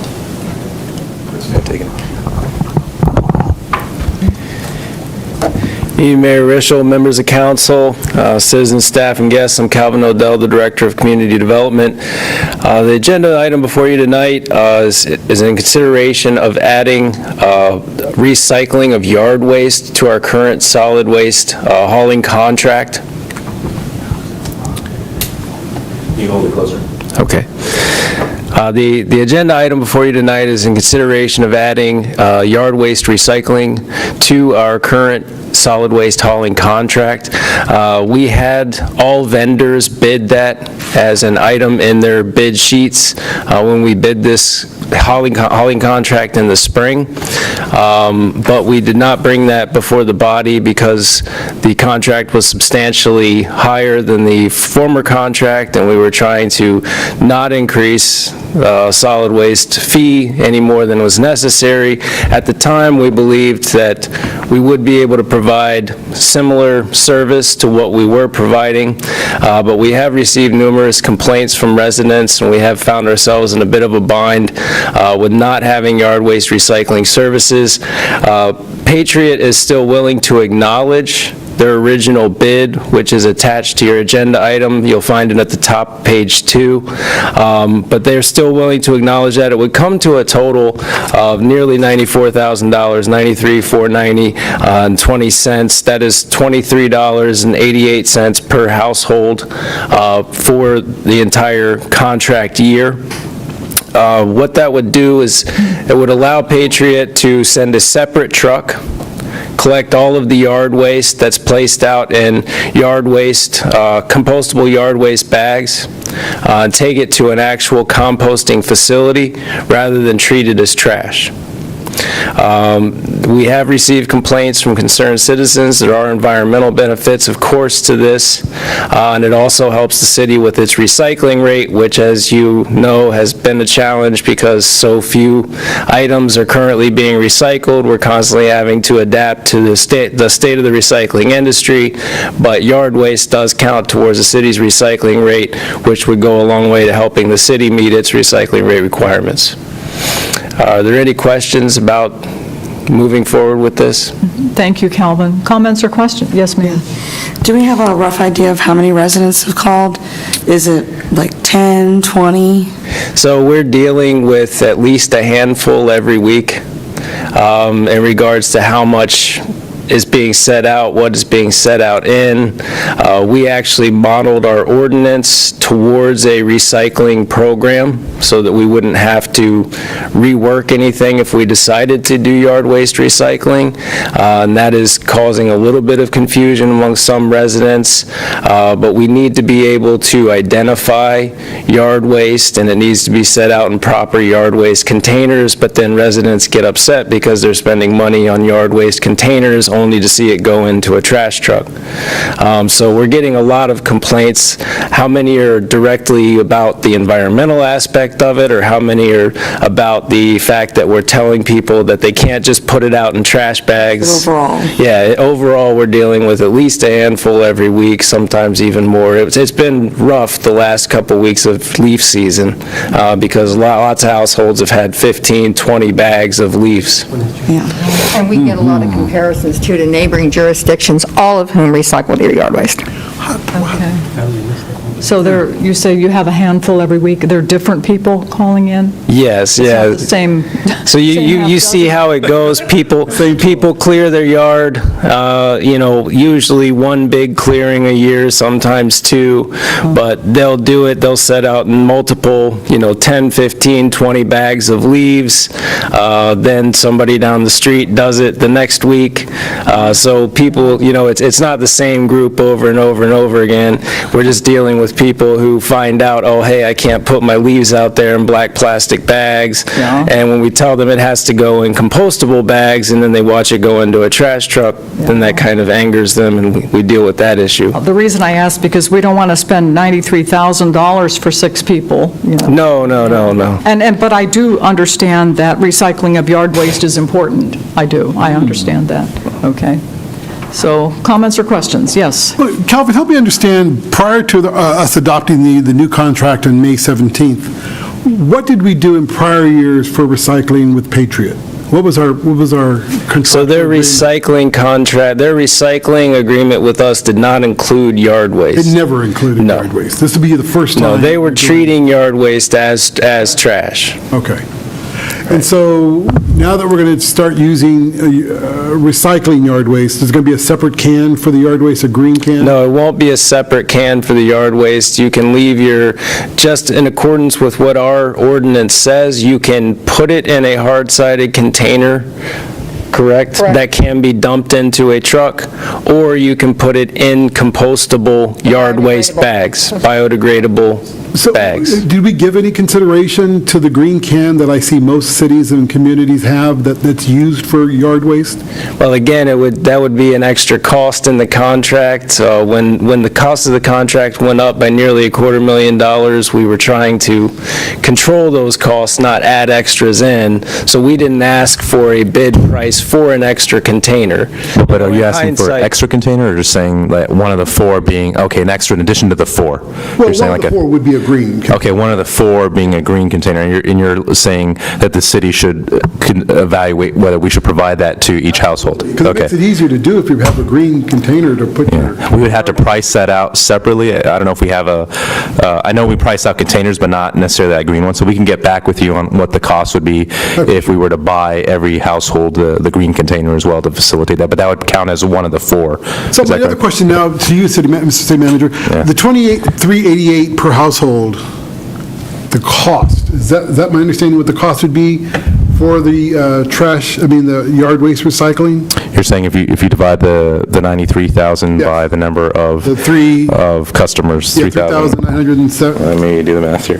Trust me. What was it again? You did it? Well, it says 2388 Okay, for let me- 3,915 me double curbside units. I'm just going by the report. Yes, yeah, 2388, yes, that's correct. And you would impose Per year. that increase when? As soon as you guys approve and we're able to get the contract modification, then we would do, but we wouldn't impose the fee this year, though, just to That was the clarify. question. Yeah, I don't think we if you look at the rate structure, the way I did it, you see FY '23 doesn't change. Where I get this is in the future years. I mean, so it would be no rate, we wouldn't vote on a rate increase this year. That would require an ordinance and public hearing, anything I just want as the well, yeah. audience to know that that's not what we're proposing, that the rate increase wouldn't happen this year, this fiscal year, but in fact, next fiscal year. Correct. July 1st. Absolutely, and our solid waste fund balance is looking much stronger this year, so you'll see that in my following presentation. That's why I felt you could do this, and to your point, from a fairness standpoint, it wouldn't feel right to residents to midway through the year, start charging them a higher trash rate. Yeah. So I do think that we should look into the green cans, one of the four, being a green can that people could put their yard waste into. You're saying that's consistent with other places you've been?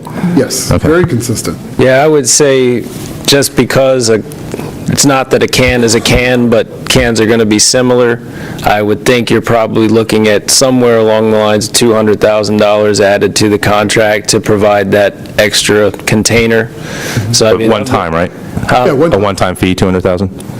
Yes. Yeah, okay, yeah. And spread out through the 3,915 units. Yeah, okay. Something worth looking into. And that could be paid by the general fund as well. It doesn't have to be paid by the solid waste fund. So if it's initiative, if it's initiative that you guys want to do, exactly, you can use the general fund to help cover that. Okay, sounds good. All right, I have a question. Compared to, I know we increased from fiscal '22 to fiscal '23. What was the increase from fiscal '22 to '23 percentage, do you remember? 7% from 23 to 22, you're saying, right? How much did it go? Yeah, it's 7% increase. Okay.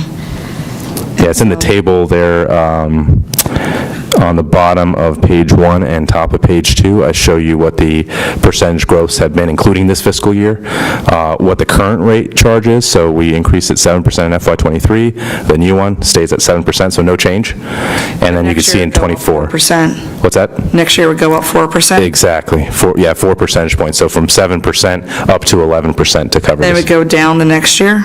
Well, it'd be but it's still higher than what it was in the current model. Right. So in the current model, it would FY '25 would still see a 7%. Now it would be a 10% again to cover this, and then I think '26 would be the last year we would have to have that percentage increase, because then in the future you can use the same percentage in the future, but since you increased it this year, mathematically a 7% in FY '27 now is actually a higher increase than it would have been in the current model, because we did increases before that year. So it's all compounding. Yeah. Do you have a follow-up? And from a dollar standpoint, that's what I provide there, what the difference would be, the increase in cost for this in that last table on page 2, where in FY '24, essentially per month, for curbside would be an 88 cents increase per month. So for a year, that'd be about a $10 increase, and then that drops each year, subsequent year, how much of a change that would be. But it's roughly just under $1 per month increase by doing this. Any other questions? Yes, go ahead. Thank you, Carmen. Did you say that, so before this, what was Patriot doing? Picking up yard waste? Treating it as trash. That's one of the reasons that you were able to prior set leaves out in black plastic bags or orange contractor bags, regular plastic bags, because leaves and yard waste were being treated as trash. This would change that and treat leaves, yard waste as compostable, Right, no, I understand that. I was like, the people that were calling, if it was being treated as trash before, it's being treated as trash now, what's the difference? Well, because of the new contract and because of the practices of the vendors, they're all switching to those sidearm carts. So we have modified our ordinance to say that your trash needs to be inside of a container. so that the sidearm loaders can actually do it. Else, we would have seen massive contract increases above what we saw, because they would still have to staff, multiple staff per truck, and have people available to get out, go lift loose bags and things into the truck. So now we're enforcing regulations that are along lines with where the industry is going, which says everything's got to be in a can so it can be picked up by the side loader. Well, now that leaves the issue of what do we do with all of this yard waste? People want to put it out in black plastic bags like they did, but our ordinance says, no, you can't do that. It's trash. It's being treated as trash. It needs to go inside of a container. Well, as you can imagine, if you've got 10 to 20 bags of leaves, you would need 6, 8 containers to put all of that into. So this sort of helps with that issue. People don't like being told, well, the vendor has to pick up yard waste, but you can't put it in bags. You got to go, or plastic bags. You got to go buy compostable bags to put it into, and that seems... Well, that's what I'm saying. I mean, Patriot was picking it up, those trash bags prior. And they were the lowest bid, compared to the other vendors as well. Yes.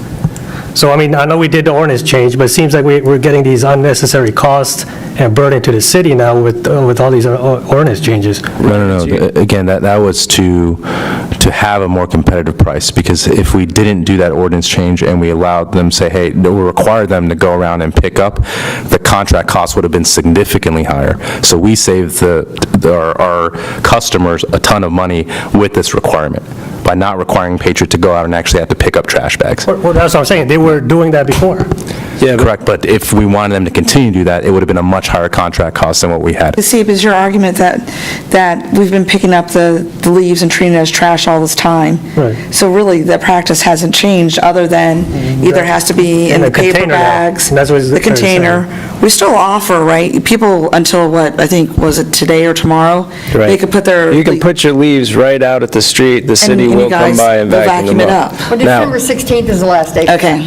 So after December 16th, yes, you would need this service. The city does offer for free an alternate service for handling leaves. We don't pick up limbs, things like that, but leaves can always be dealt with if you hit the city's collection period at the curb, and you don't have to deal with this. And that was my next question. I was like, the city picks up, has a leaf collection. Right. It's not general yard waste, but it does provide a solution for leaves. But I can tell you from the pre-bid meetings that we had with the vendors, we actually wound up having to disseminate the proposed solid waste ordinance, because the one repetitive comment we heard from all of the vendors was, we use side load trucks. Are you saying that we're going to have to staff and follow up with rear load trucks because you're not going to require your residents to put everything into containers?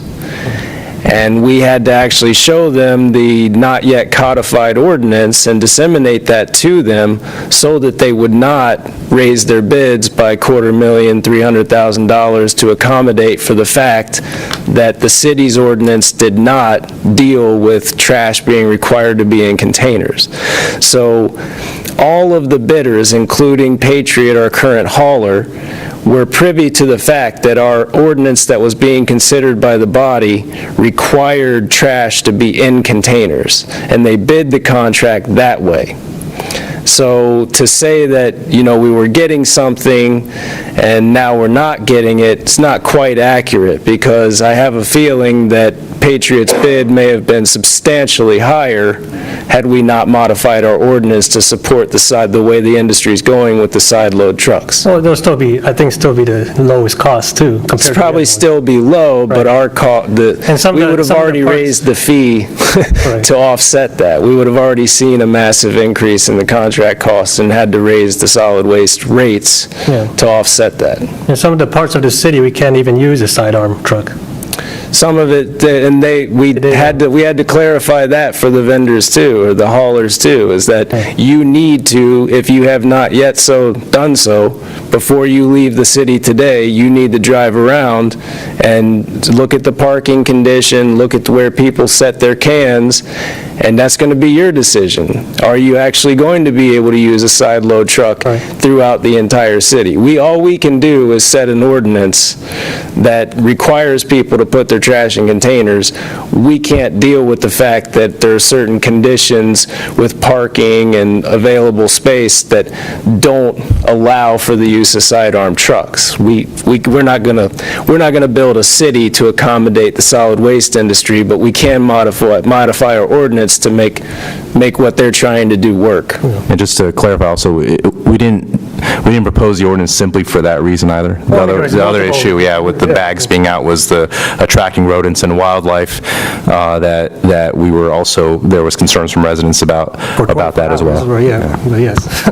My other question is that we had a presentation last year about how recycling is not even being recycled, right? So how, are we going to get guarantees or assurances that this will actually be going to the compository or whatever? Composting has still been active, and I don't know that composting will ever not be. There's never been, recyclable yard waste has never been really a commodity like these other items were. It just simply goes to a composting facility, gets chopped up, shredded up, put into piles to cook, and then, residents can come and purchase it or pick it up for free, depending on what county, city sticker you have. But you can get you some mulch and, use it in your garden, use it on your planting beds. It's never been an export. Yeah, it's never been something that's been exported. It's never been a hot commodity. The real impact on the general recycling industry was the devaluation of these items of plastic, glass, and paper as commodities, and having to clean the products up so much that it was unreasonable. You couldn't meet the contamination levels, so the commodities all of a sudden weren't sought after, didn't have the same value anymore. Calvin, on that point, I'd like to follow up. Will our residents be allowed to go to the facility on Balford Road and get compost? Or will we be able to use it in our parks? I do not know the answer to that. We would have to discuss that with Prince William County. Manassas and Manassas Park residents do have access to the Balford facility. I believe there's a small fee, but yes, they do. For disposal purposes. I'm sorry. Can you start again? Manassas and Manassas Park residents do have access to the Balford facility. They do. There is, I think it's a $5 fee, but you can also take tree limbs and things there as well. As far as if I have a garden or whatever and I need some compostable materials, I can go and get some for free, or is there a charge for the? I'm not sure. I know you can access it. I'm not sure if there's a charge for that. I'll find out. Yeah, I'd like to know that. I have not done that. I haven't done that in like 8 to 10 years, but I'm pretty sure I paid. I think back then it was free if you were a county resident, and you had to pay if you were a city resident for either Manassas or Manassas Park. But we'll get an answer for that and send it back to the body. So our contract is not with Balford Road, it's just with Patriot? Right. Pick it up and deliver it there? Patriot's responsibility is to take it to a composting yard waste recycling facility. To meet the terms of their contract with us, they would have to haul those materials to a yard waste recycling facility. The city doesn't have any direct involvement with that facility, just with the hauler. It would be nice to contact them to see, since our waste is going into their facility, if our residents could use in the springtime or whatever, get some of the compost. No problem. Okay. Follow up? Yep. Any more questions? I have a question.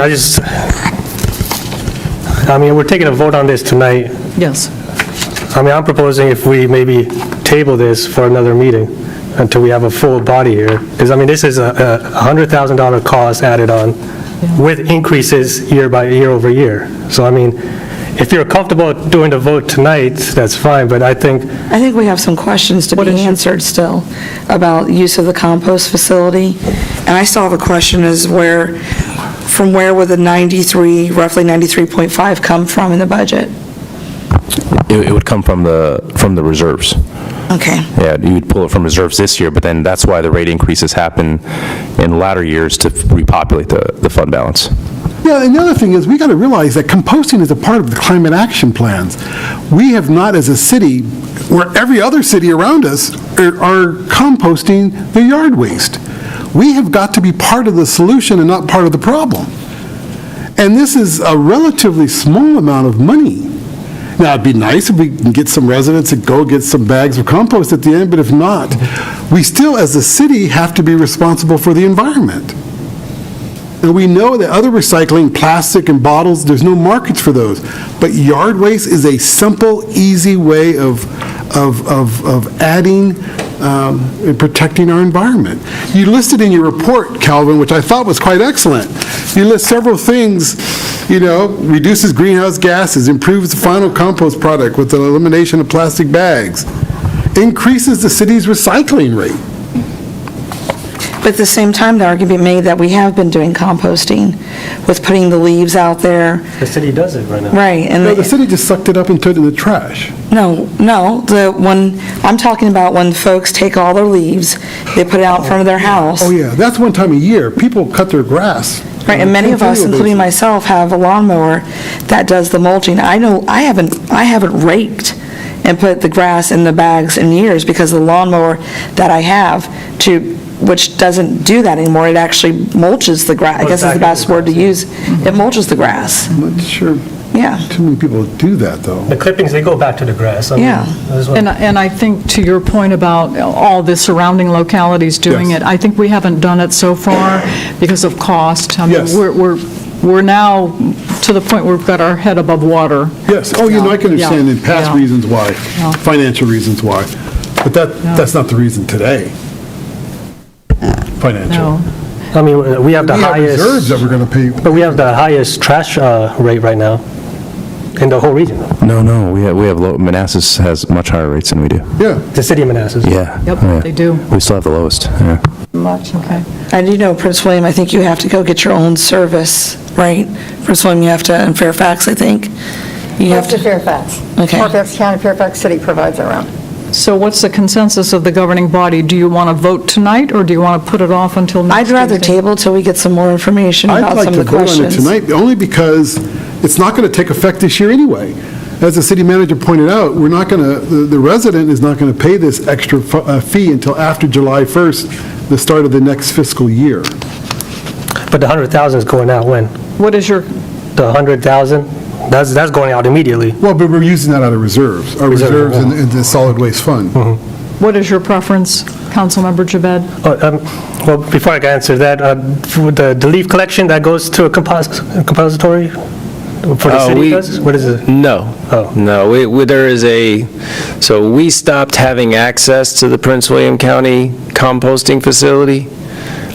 So same place we've been taking our spoils from the rugby yard. Yeah. That's where we're hauling the leaves to. I can't speak to whether they're being mulched and composted or whether they're just being shredded and blended in with proctored soils. I have no idea. At one time, we did take them out to a farm facility out in Oaksville that mulched them, but again, that was all for resale as well. They reuse it in their farm and then also resale. So that was not of any real benefit to Manassas Park residents.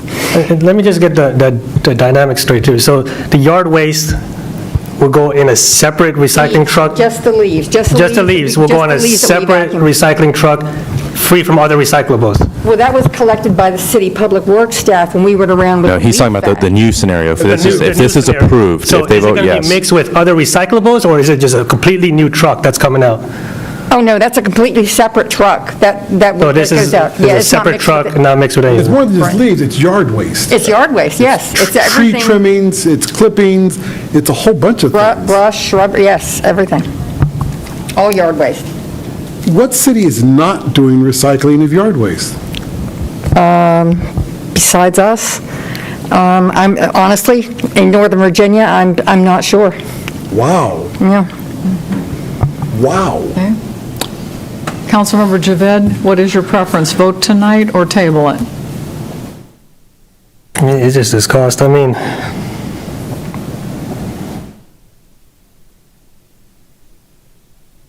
I guess we could, I'll be okay voting tonight then. That's fine. So 2 vote tonights, 1 table it. We'll go ahead and vote tonight, okay? I mean, if it's something that, the other thing I will clarify is that it's something that they're not going to take over to their transfer station and just call it a day, right? I've already Because we won't have any accountability if, to save them the money, they can just go to their transfer station then. No, I've already confirmed that with Patriot, that they will be taking it to the Falls Ford Compost Facility, and they will confirm that with Waits. We'll get tickets from them as well. Because I'll need those weights to apply to our refuse and recycling report to the state. Yeah. Actually, you know what, Madam Mayor, I do need to table it. Okay. I'm sorry. Okay. Yeah. That's 2 for tabling. Yeah. Okay. We'll go ahead and table it. We'll take it up next week. Please send in any questions that you might be able to think of. Please send it to Laszlo, and he'll... Okay. Thank you very much, Calvin. Thank you, Laura. Thank you. Much appreciated. Okay, moving on to 9D, FY23 Budget Amendment Number 1.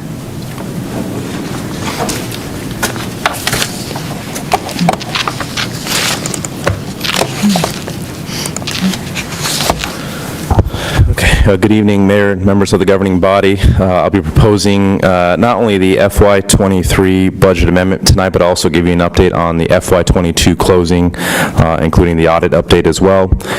Then I'll go into FY23 and talk about the general fund and ARPA as well, which is part of the general fund, the enterprise funds, and then again pull up the Excel file that is now posted on the website. Okay, that's now posted on the website as well. So starting off with FY22, update to this slide. So it will be completed by the 15th. Likely the auditor will be here next week to present to you all. And so the cash review has been completed thanks to our finance director, Pan Yusuf, working a lot of hours to get that done over the last few months. So we should be good with the audit, and hopefully he'll be here next week to present to you all.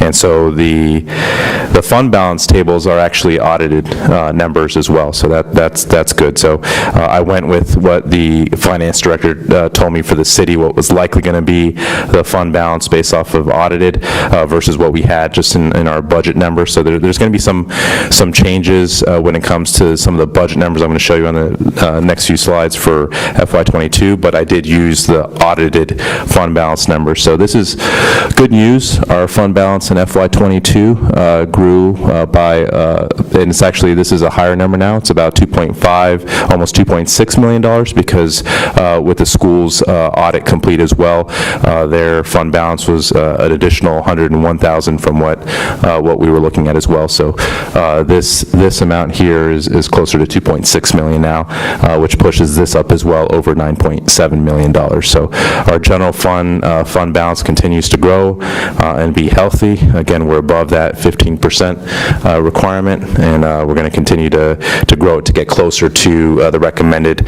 fund balance numbers that S&P and Moody are recommending for us to continue to improve our financial health. And again, kudos to both city departments and the schools. You can see the fund balance numbers that they came up with, again, being frugal with taxpayer dollars and not spending anything more than what we need. You'll see actually that in the general fund, we actually had slightly less revenue than what we budgeted, but because of expenditures coming down, that's how we were able to get these surpluses. So general fund continues to grow our fund balance and be much more financially healthy. And as a reminder, FY16, we were at a negative position, so we continue to improve that. For the water and sewer fund, it was projected to decrease by $1.8 million, but again, from just reduced spending, it actually grew by $622,000. So our water and sewer fund balance remains incredibly healthy as well. Stormwater, as we continue to kind of build up for stream restoration spending, that fund balance was supposed to decrease by $239,000. It actually ended up increasing by $245,000. I just want to caveat that I only have the audited numbers for the general fund. I do have to go back back and get that for the enterprise funds, but I believe I got some of those numbers already. I just need to double check with the finance director. So I think this is close to where we are, if not finalized. So again, I'll go over everything. Once I have the audit, I'll go over with you all as well. Also the capital fund numbers, the proffer fund numbers, all those other things that we have as well. So solid waste looks great as well. So you can see we finally are getting close to a $0 value here, which has been our goal for the longest time. It's been negative, multiple hundreds of thousands of dollars throughout its history. And when I was hired here, we were in significant deficit, and each year we've been kind of slowly bringing that down. We did have some restatements of prior revenues and or accounts receivables written off in FY21. That's why it actually got worse, but again, we bounced back significantly in FY22 to finally get it close to a balanced position from a fund balance perspective for trash. So the solid waste fund is much healthier.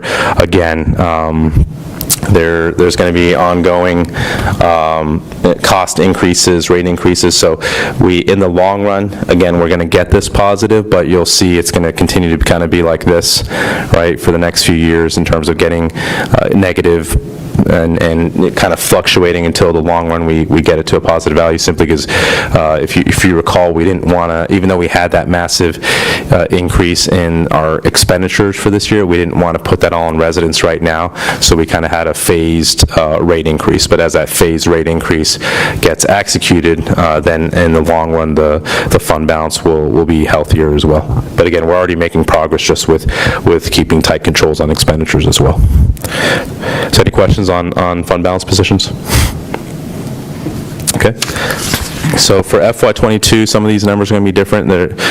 Real estate, the number that we were projecting collected is slightly less, but the percentage is still accurate. So we're at a 99% collection rate, which is great. That's where we always want to be. Above 97% is really where we want to be for collection rates. The personal property is not a positive 104%. It's more like 99% as well. So that one took a significant impact from the audit, where our finance director was able to identify a lot of duplicate transactions in the system, right? So the system kind of showing double the amounts that it was actually. So when she was reconciling the bank to the system, she had to clean that up. So still a good, great collection rate, but not the 104% that I have on this slide. So it was actually it was actually under, or just around what we had projected in the budget. So it wasn't 200,000 more than what we projected. Our economic revenues did great, so you can see how much more in sales tax revenue we collected. A lot of that, of course, is going to be because of inflation, right? So some of it's because of growth and business performance, so there's definitely recovery when it comes to restaurant volume, but also as prices go up, so does the percentage allocated for tax for that as well. But that's the revenue increases that we had there. And then again, you can see $100,000 more in parking tickets and $350,000 more in phone enforcement revenue than planned. But again, we're going to tuck that money aside for kind of to make sure that we're not letting it fall back into the general fund itself.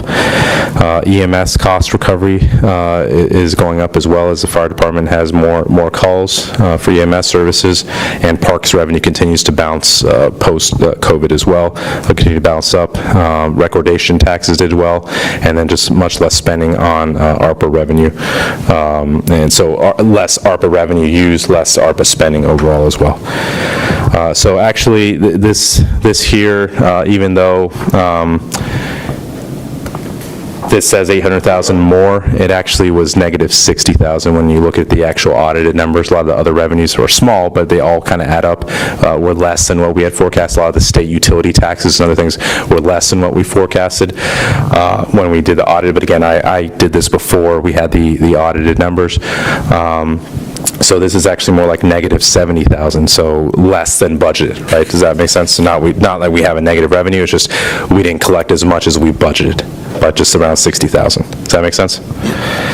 But the good thing is, from an expenditure standpoint, we came way under budget, and that helped us still achieve that fund balance. So you can see how each kind of department contributed to that. You have the constitutional officers and the registrar who combined were under budget by $75,000. And for all of these, there's no kind of one simple explanation for why things came down. When you look at the budget, you'll see just all the different line items like professional services, postage, contract, just, a few thousand under, and that all adds up when you look at the volume of line items that we have.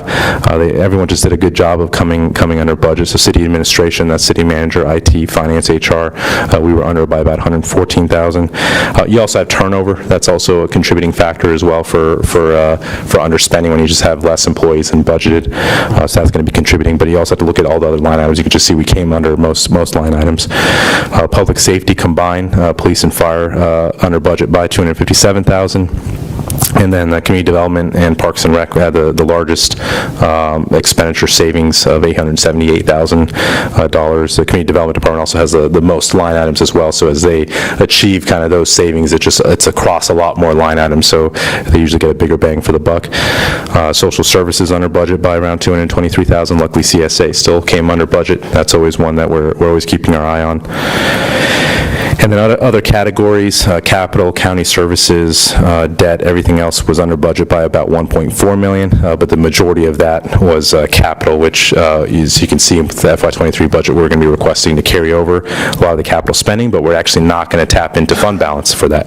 So that's the good news. So with the FY23 budget amendment, I'm not asking to use fund balance to fund carryover projects from FY22. We're just going to use the available resources that we have within the FY23 budget to fund those carryovers. Does that make sense? The only thing I'm going to ask to utilize from fund balance for FY23 is to fund a bonus program that I'm going to be talking about over here.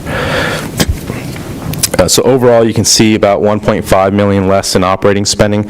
When you subtract that amount that we had less in revenue of roughly $60,000 to $70,000, that's how you get the $1.4 million contribution to our fund balance. Does that make sense from the city side? And then the capital side, we'll take a look at that once we get the audited statements back, but we had around $2.9 million less in expenditures on the capital side. Okay, any questions on FY22? Okay, all right, so for FY23, yes. Go back to the previous slide. Yeah, so you said less in operating spending. Is that because of the ARPA that we used? No. Some of the offset the cost, or? No. This was purely from, again, all those savings from just coming under all those different line items, and then turnover are going to be the biggest sources. So ARPA is kind of built in this model. So I briefed you guys up on ARPA before, but I have the numbers. I thought I put the numbers in actually I have it on the next slide. So about $3.5 million total in ARPA carryover, so underspending, if you will, from ARPA. Does that make sense? Okay. But that doesn't contribute to we can't count ARPA in our audits for revenue. That's a federal money in, federal money out that we have to spend. The majority of that is probably personnel, 1.5 million. I mean, that's yeah, but look at contract services. No, but again, there's just so many line items that you add them up, and that's, when you look through it, you'll see. But yeah, there are some departments that came under when it comes to salaries because of turnover, but some that came right after that were fully staffed. So you have to look at each department and kind of see that story. And like for Calvin's department, there's a lot of, he has multiple repairs and contract services because of facilities, fleet, roads. There's a lot of line items there that, again, they did a good job of just coming under a few $1,000s for each, and that all adds up. Same thing with Parks and Rec. Okay, so for FY23, just to go over ARPA, again, I briefed you all on this a few weeks ago, but from what we had budgeted in FY22 and then going to FY23, about $3.5 million total in ARPA carryover, but the actual increase in ARPA spending in FY23 is only $1.9 million because we reduced a lot of other areas that we had planned in FY23, if that makes sense. So really, it's an increase of $1.9 million that we we budgeted for in that ARPA budget that I presented to you all a few weeks ago for FY23. A big carryover item was the culvert repairs. That's going to be the Railroad Drive, those 2 culverts that that Calvin briefed you all on a few weeks ago that Alan prepared for repairs to those culverts. And again, we shifted some of the money in ARPA to make sure we have sufficient money to cover that contract cost for culverts. IT carryover for most of that's going to be for the ERP stuff that we're going to carry over to fund, again, like things like the utility billing software that we presented earlier as well.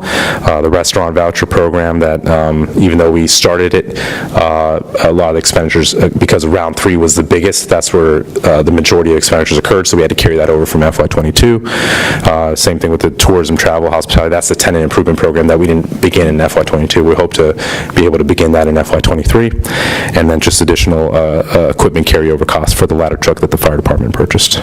So total about $3.5 million. All right, so for FY23, the budget amendment highlights for the general fund. So the biggest carryover item, as always occurs every year, is going to be transportation.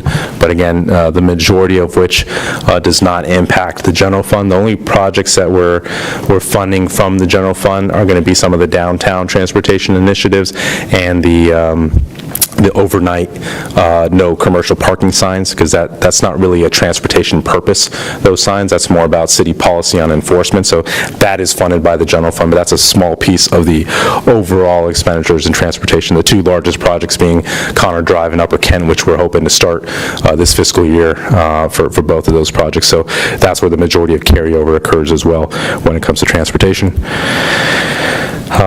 Some carryover for public safety when it comes to police cruiser equipment and fire department radios and fleet equipment upfit as well. And then Parks and Rec, if you recall, voting on the banquet hall project, that because of delays is going to be funded in FY23. Same thing with the library establishment, just again waiting for different items to arrive to the city to pay for those. IT spending, again, other carryover items, and then Public Works, a few projects including Rugby Storage Yard, which impacts also the enterprise funds. The police department roof repairs, we're hoping to get started on that. It's really not just roof repairs, it's leak control. So that we're hoping to get started this fiscal year. Kenny's been working on that one. And then the BAS, which is a HVAC controls project as well. And the $4 million is already appropriated? No. So with this budget amendment, when you guys vote on this budget amendment, then we'll have to do an appropriations update as well. And that's when it becomes a carryover? That when it becomes officially a carryover, correct. So this is, all I'm showing you is kind of what we underspent in FY22 that we're requesting to carry over. But again, that's going to be your all's discretion for appropriations purposes. But like I said, none of this impacts our fund balance. So I built it into the FY23 budget to be able to fund these carryover. Because I want to keep growing that fund balance as much as possible to get us in a good financial position. Some carryover, you were briefed a couple weeks ago on the schools requests for carryover as well. We were able to incorporate that into this budget. For that one, we did tap into fund balance again, but the schools did again have a surplus of about $1.167 million, and we're allocating just under $1.1 million for them. So there's still some additional surplus that they had that's going to come into the city fund balance. And then some additional carryover, you can see some of the grants that the Parks and Rec Department got as well. So total carryover, not counting ARPA and not counting transportation, not counting schools. So really kind of city core, not counting transportation and ARPA again, is about $575,000. So not that big of a number. That's why we could fund it within the existing FY23 budget constraints. But it's ARPA, that's a big number, but again, that's a separate fund, right, federal revenue. Transportation, again, the majority of that is a separate fund from META, VDOT, and other sources, and then schools, which was just pulled from their surplus directly. Does that make sense? All right, so neutral financial impacts is kind of money in, money out, so it may grow the budget, but it doesn't really impact taxpayers directly. This is going to be a lot of the public safety initiatives, like the SRO grants that we talked about earlier tonight, the $500,000 federal grant that we got for the school safety system for this year. The Parks and Rec Department was awarded an additional child care grant as well, with the offsetting expenditures already kind of programmed in from the state. That's a state ARPA money that they gave to us. And then just some other, normally I have more adjustments in the budget where I'm taking from one line item, covering that in another line item. This year was just one in HR. It's a very minor one, but that's the only one that you'll see red in one area, green in another area when you look at the spreadsheet for just offsetting costs. So positive financial impacts totals around $2.5 million. That means that it's a benefit of $2.5 million. That's either additional revenues or less expenditures that benefit taxpayers. That's $2.5 million.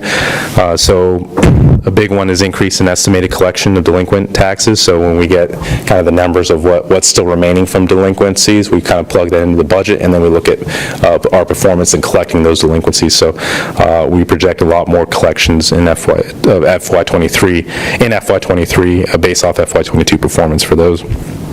As you saw in the FY22 closing, our economy continues to grow, again, partially because of growth, partially because of inflation, just increasing prices, so that increases kind of the sales tax numbers that you're going to get. So we plugged in around $200,000 as a reasonable number, a conservative number, really, based off actual performance year to date. We'll probably end up collecting more than that, but I always want to be on the safe side because we just don't know when the economy can have a downturn as well.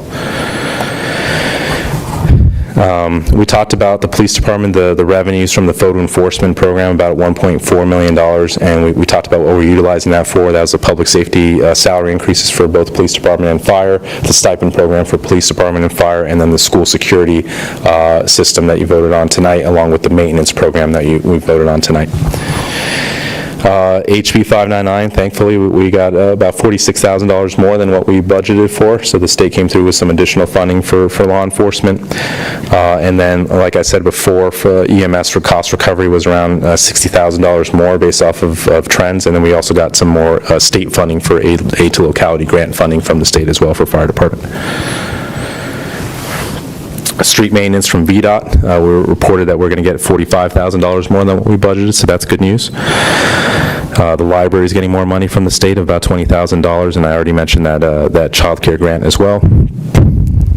And then we haven't planned yet the expenditures for that. That's something that the public health coordinator is working on, but we did receive the first tranche of the opioid settlement funds. So if you remember, that was something that the city attorney brought to you all, I want to say maybe 6 to 8 months ago, about a settlement, class action settlement being done, and localities being eligible for the funding, and you guys had to accept that.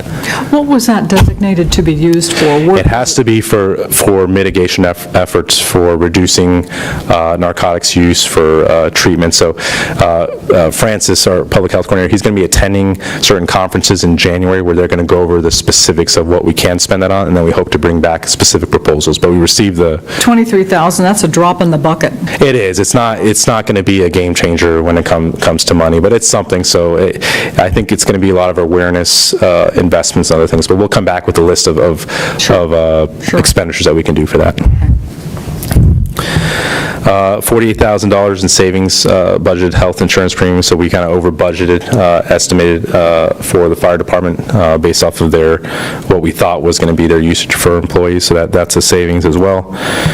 And you're going to see later, I'm requesting to reinvest some of these savings from the fire department into additional support for the fire department. $91,000 in savings for Parks and Rec, Water and Sewer. What this was the utility billing was utilizing the wrong meter to calculate how much the community center was utilizing for water. So technically, the utility fund has been overcharging the general fund, specifically the community center. We could technically go back and do some math and try to figure out. I don't think it's worth it. I think we just call it even and just take that savings going forward. So we had a much higher expenditure plan for water and sewer purposes for Parks and Rec. That number comes down, so there's some savings, significant savings for the Parks and Rec budget when it comes to expenditures.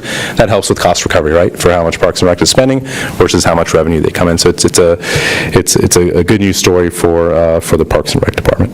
But I would hate to punish the water and sewer fund for an error in the system. $107,000 in savings from Prince William County, just as they recalculate shared services. So what they end up doing is they'll look at prior fiscal years, the actuals, and see how much Manassas Park residents actually utilize certain services, and then they come back and either increase in future years if there was more services or decrease. So this year, we got a good break, and they actually reduced from prior years overcharging the city. They billed us less by around they're going to bill us less by $107,000 this year. So we get a one-time kind of savings from the county. So that's good news. And then jail costs continue to decline. So that's going down by about $100,000 as well. Quick question about that, the jail costs. Is that because then our number of arrests they've just brought down our service fee? They're not, they're just not sending people to jail as much as they used to. This was during COVID it started because they didn't want to have a lot of people in jail during COVID. Yeah, now for and other it's reasons? continued, yes. Yeah, Yep. okay. But crime rates unfortunately are going up. Right. Okay, do we know who they're not sending to jail? I mean, I hope they're continuing to send violent felons. I would assume so, yeah. I would assume that's different, I think, and a lot of those are going to be, they'll be treated differently. But let me check with the police department and see if they can get any stats. But we're not well informed about kind of total statistics of the courthouse, but let me see if we can get a feel based off the cases we're bringing of what's happening. Or they may go to jail, but the time that they're actually in jail is decreased, if that makes sense. Okay. Yeah, so I'll get back to you, though. Tony, if you want to write that down. Okay, thank you. So I can get with Chief Lugo there. Okay, so that's positive $2.5 million. Overall, the negative impacts, including carryover, is going to be around the $2.3 million. So you're going to see we have a surplus of $200,000, over $200,000. I'm going to make a recommendation for what we do with that surplus. So first negative impact, we foresee forecasting recordation taxes to drop just based off of first quarter results and just, we believe, kind of a slowing down of the real estate housing market here. So we want to be conservative and make sure we're not over forecasting what our recordation taxes revenue will be this year. Fire marshal permit revenues we project are being down, but again, we have a proposed solution that I'm going to bring forward to you that hopefully will recapture some of that, and more importantly, make sure that the fire department is resourced to fully inspect our businesses for fire safety requirements. I'm putting back, so you guys took care of city employees in FY23. You got us closer to kind of market pay, and that was very well appreciated. The governing body took a pay cut during the fiscal distress period. We're out of that, as you can see from when I went over the FY22 closing. All of our fund balances are looking great, so I think it's about time to end that policy. We kept listing that in the budget that we were in difficult financial times, and that's why this pay cut occurred. But I'm proposing we reinstate your salaries to what they were pre-fiscal distress period, just to demonstrate that we've gotten there. We did it. And you guys deserve the most credit for that. So I think it makes sense. Actually, we should call it a stipend, because in no way it would be considered a salary. You're right. I used an incorrect terminology for that. You're absolutely right. Yep. So when I say 19,000 here for treasurer new hire, it's not really new hire, it's turnover, right? So one person leaves, we end up hiring another person. So we go out, we have ranges, so depending on qualifications, you'll see this across. Sometimes we hire people who are lower paid because they're less qualified than the person they replace, but sometimes we do hire people who are more experienced, and that does create a budget impact as well. Management specifically, so the $25,000 increase for part-time. So you can see we went slightly over last year on the part-time expenditures. So we want to make sure we have adequate coverage of that front desk as well to service our customers and really have a more robust customer service response. So I am requesting a small allocation to make sure that we can fully cover the lobby and the administrative wing for all customer service requests, and to make sure that as people come in, they have someone to talk, always have someone to talk to as well, and to answer the phones. So right now, we fixed the system so that if, for whatever reason, someone's not picking up in a specific department, it will ring in the customer service phone, so that our customer service employees will always answer it and follow up with the customers to make sure they're getting the service they're looking for. This is the bonus I'm talking about, the $175,000 employee bonuses. That would be about $1,000 for full-time. That matches what the schools are doing for their teachers, so I felt it was appropriate, since we had that large surplus in FY22, to use some of that surplus to reinvest in our employees and thank them for, again, always being fiscally prudent and coming under budget, so we're always rewarding that, right? Usually, like the federal agencies will be punished for coming under budget. That's not the way to do it. You want to reward people for coming under budget, because that's a good thing for taxpayers. So I'm proposing a $1,000 bonus for those employees who were with us in FY22 who remain with us. How about part-time? $500. Part-time? $500. $500. And then $30,000, this is for ongoing consultant support. So if you remember, when we first hired, when we moved to internal assessors, we hired 2 employees, and then one of the employees left, so we had to continue to pay East River to have that additional support. We now hired a second employee, but we also, so some of this is to cover from that turnover, but some of it's also to make sure that we have some consulting hours in the springtime as our consultants do their first ever real estate assessment across the city. I want to make sure they get it done right, so I want to make sure they have the support of our prior contractor for kind of a good handoff this year. Does that make sense? IT, so Zen City, that was the $10,000 that was approved a few weeks ago, along with other internet costs. So if you remember, Comcast is now charging us for dark fiber, but the deal for that one is still way better than us spending $3 to $4 million to build out our own dark fiber network. So it's a small fee that Comcast charges us for. That's the majority of what this is, plus the additional cost of phone lines as well. That's Zen City and the fiber. Yes, it's all the different ideas. It's not just Zen City. It's just I'm rolling up all the IT initiatives and how much the increase is. Some additional funding for parking lights and traffic signals. There's a lot of work that needs to be done with our traffic signals from an electrical standpoint, so that's something that the Community Development Department requested. On that note, since you're on there, I witnessed 2 occasions where I think it was on Manassas Drive and Signal Hill, and then Euclid too at Manassas Drive. Traffic stopped, and then an ambulance was trying to get through traffic, but the light didn't switch over. And the poor thing is just trying to get through the intersection, and the cars in front didn't know what to do because there was oncoming traffic coming in. So it was a hot mess. At 3 occasions I saw this. We need to get, well, maybe the fire department could brief this on a smart, where, I see a lot of jurisdictions where the traffic light turns green, so the traffic could move out the way. I mean, I can't answer that tonight. Maybe Chief Soper and Calvin can talk about it. They're both briefing you all tonight on their report, so maybe that's a better question at that time, and if not, we'll go back and do our research, and we'll come back. I mean, it's something to consider, because, it was a hot mess for them to get through that thing. Yeah. For facilities contracted services, so this building here requires the 1.5 janitors that we have for all public facilities just doesn't cut it, so this requires some contracted cleaning support, and that's what that funding is for. The electricity, we hope that the majority of this is one time, so what was happening was the doors were being left open during the summer as the construction was going on, right? So there was some pretty significant electrical bills here in the summer, but there is definitely going to be more of a power requirement because this is a bigger building, but even though we're using more efficient lights than the previous building, our HVAC requirements, and because we have glass as well, it's going to be more expensive than the previous building to power this building. But again, this is a much larger building than what we previously had, because we had the library as an extra component that we have here that we didn't have in the previous building. And then some additional, you can see some additional facility, additional services that were required with the condenser there at the fire department. And then, so we have $250,000 right now budgeted for the no commercial parking signs. When we issued the RFP, it came back at over $1 million.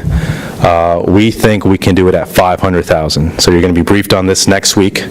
And so we're requesting an additional $250,000 we put into the FY23 budget, and then you'll be briefed on this next week by Steve, who has the final engineering report on what the recommendations are for the signs, and we'll come back and give you a couple options if you want the city to acquire the materials ourselves and just contract out labor, because we think we can actually do better in terms of acquisition of materials than a contractor would and not get upcharged for that, or potentially use our own labor. And so we'll kind of come up with that analysis next week, but we know certainly it's not going to be $250,000 like we budgeted a year and a half ago, but we don't think it's going to be the over $1 million that was quoted to us. We're going to try to do this at $500,000. So that's that request.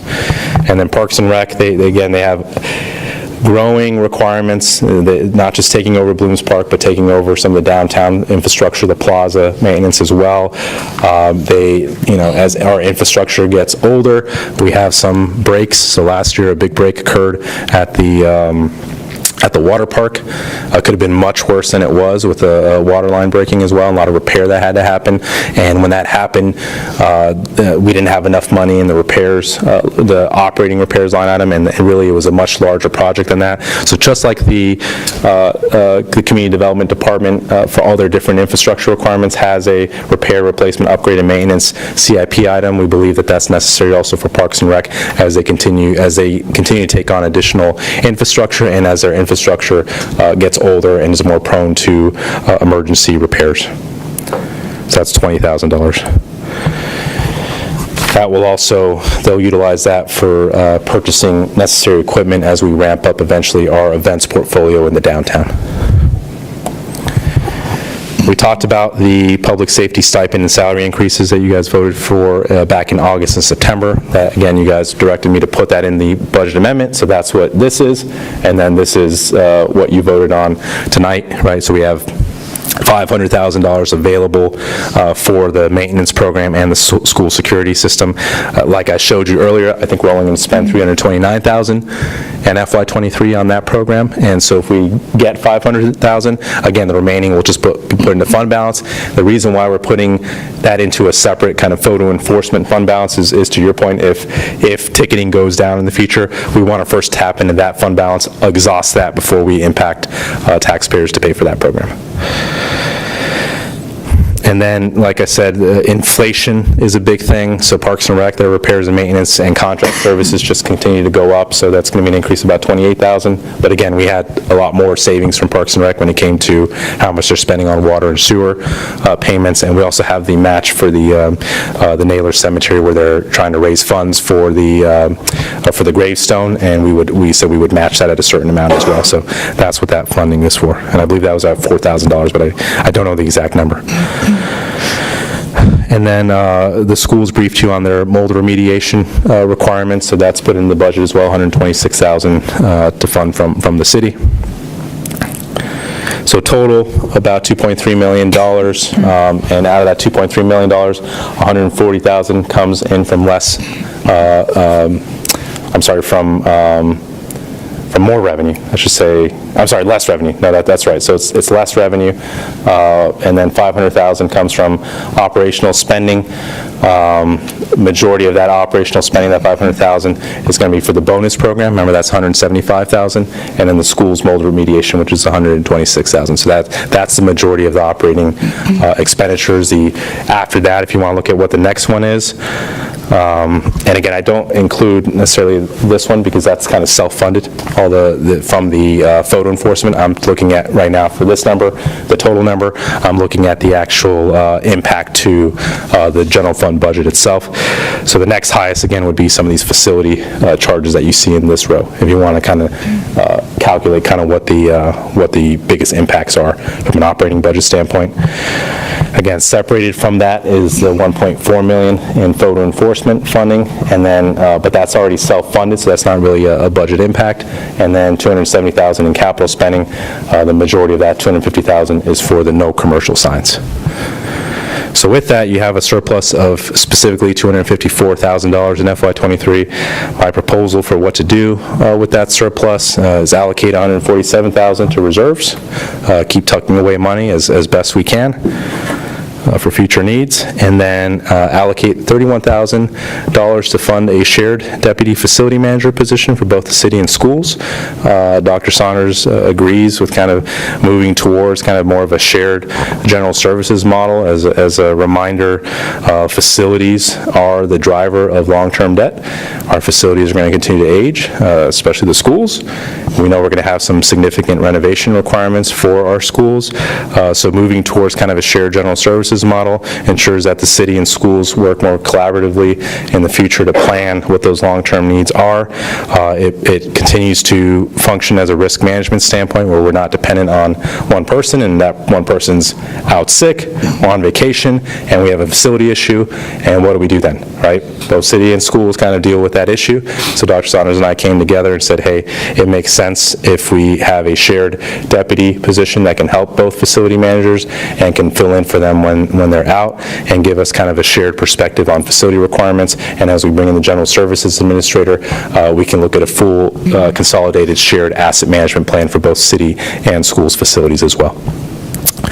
I talked about the fire department. I showed all those savings, right? The $60,000 increase in EMS revenue, just additional operational requirements that you're seeing in the fire department. The $31,000 less in fire marshal permit revenue that I believe we can recover if we fund a deputy fire marshal position to help Robbie out.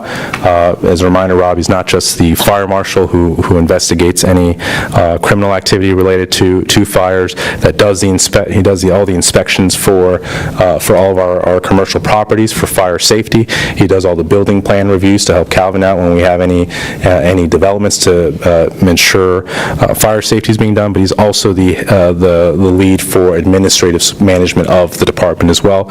So he definitely needs help. In addition as well, I talked about that savings in health insurance spending for the fire department. So we have more than enough funding to justify, again, keeping some of those savings within the fire department to help them out with their management of the department and ensure that we're doing the comprehensive safety inspections across our city for fire purposes. And again, this is another risk management mitigation where right now we have a one-person department specifically for fire marshal services, and this was on the matrix last year of needs when DSS came here and talked about the spiking numbers in their foster kids, in CSA cases, in other services, CPS calls, other things, and the question was asked, well, can you give us a full matrix of where else are we seeing those kinds of struggles? This position was identified as well by the fire department, along with staffing the ladder truck as priorities for the fire department. So that's the recommendation for the surplus. The rest of this presentation, you're going to see a lot of tables now, but again, you can find these tables in the spreadsheet. Something to highlight, again, so this looks like a pretty massive increase, but if you remember, we had a lot of carryover, and the majority of that carryover was transportation, ARPA, right? That's really the driver of this quote-unquote increase. Remember, I showed you that really the quote-unquote expenditure increase from an operating side was $500,000, but I also showed you offsetting revenues as well. So think of this increase really as a majority of that is actually carryover costs, and then you have the public safety photo enforcement revenue and expenditures as well. So that's what's being covered here. And again, for the capital standpoint, the majority of the capital carryover is coming for transportation. And you can see that with expenditures as well. And then, again, the last point being the surplus. What do we do with that surplus as a key decision point for you all? Capital, again, you look at the transportation capital. Two biggest drivers of that carryover here, about $3 million. It's going to be for Connor Drive and Upper Kent, where we've had that on the budget and just we're finally going to be able to get to it this year. Upper Kent should be starting this month, and Connor, we hope, will start in the springtime. And then you can see the $250,000 here for no commercial overnight parking as an addition to the $250,000 that we already have as well. So those are the major changes for transportation. For the next slide here for community development, this miscellaneous is actually the culverts, so the carryover for the culvert projects are the two Railroad Drive culvert repairs that we have to do. And then you can see every other project listed here as well, and some of the changes due to inflation or carryover as well. And then the last slide for capital, general fund capital. Oops, you can see again Parks and Rec. Most of these things are going to be carryover except for that new line item for repair, replacement, and maintenance and upgrades. And then for IT, just carryover costs for them. And then you can see from a facility standpoint, this is the new school security system and maintenance costs here for the increase shown here. So total, again. What's the drive-in movie package? It should be really labeled now. It's actually the large screen. I keep forgetting to change that. I'm sorry. When we initially... Your microphone, I couldn't hear your question. No, there's a question out there, there's a drive-in movie package. Yeah. It's in yellow. Okay. And Laszlo says it's the I big... keep forgetting to rename it. I'm sorry, what? It's the big screen that we're going to purchase for the movie theater? Gotcha. When we first started this, we were actually looking at doing a drive-in movie until Cinema Cafe could open up, because during COVID, that's when this was initially proposed. That's what different businesses like the Alamo Draft House, they had an outdoor drive-in movie theater concept as well. So it was just to help the theater industry kind of continue. So that was going to be what we were initially going to utilize it for. Then we shifted it to the outdoor screen replacement for the smaller screen on the plaza to do the bigger one on Building B, which is the movie theater and the City Hall Annex. So we're no longer doing multiple screens? Just one. Just one, okay. Okay, so for enterprise funds, not a lot of changes. This is really just carryover from FY22, but I do want to note that there was an error on my part when you all voted for the budget and the appropriations for water and sewer, where I left the tap fee revenues off, and that has to be factored in. That's what's funding the majority of the CIP for the water and sewer side. So that was left off, so that's going to require, though, a separate public hearing than what you have on this budget amendment. So next week, when we bring back the budget amendment for a vote and the appropriations, it's not going to include this tap fee revenue adjustment that I'm going to have to bring back to you all in January. Okay, but there's about $2 million in tap fee revenues that didn't make it to the budget overview tab of the budget, but they're in the CIP. So we had to clean that up.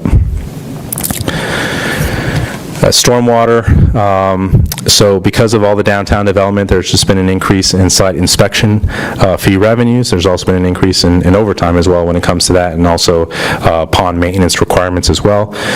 We shifted from transportation, the salt shed BMP replacement, because we feel that's more of a stormwater project than a transportation project. It's required because of stormwater needs. So that's one change. So it's moving from transportation fund to stormwater fund. And then we had the carryover, as I discussed before, the rugby storage yard is the biggest piece of that carryover for stormwater, and then some ongoing IT carryover as well. And then here's the tables again, and I'm showing you the tap fee revenue. This row was missing from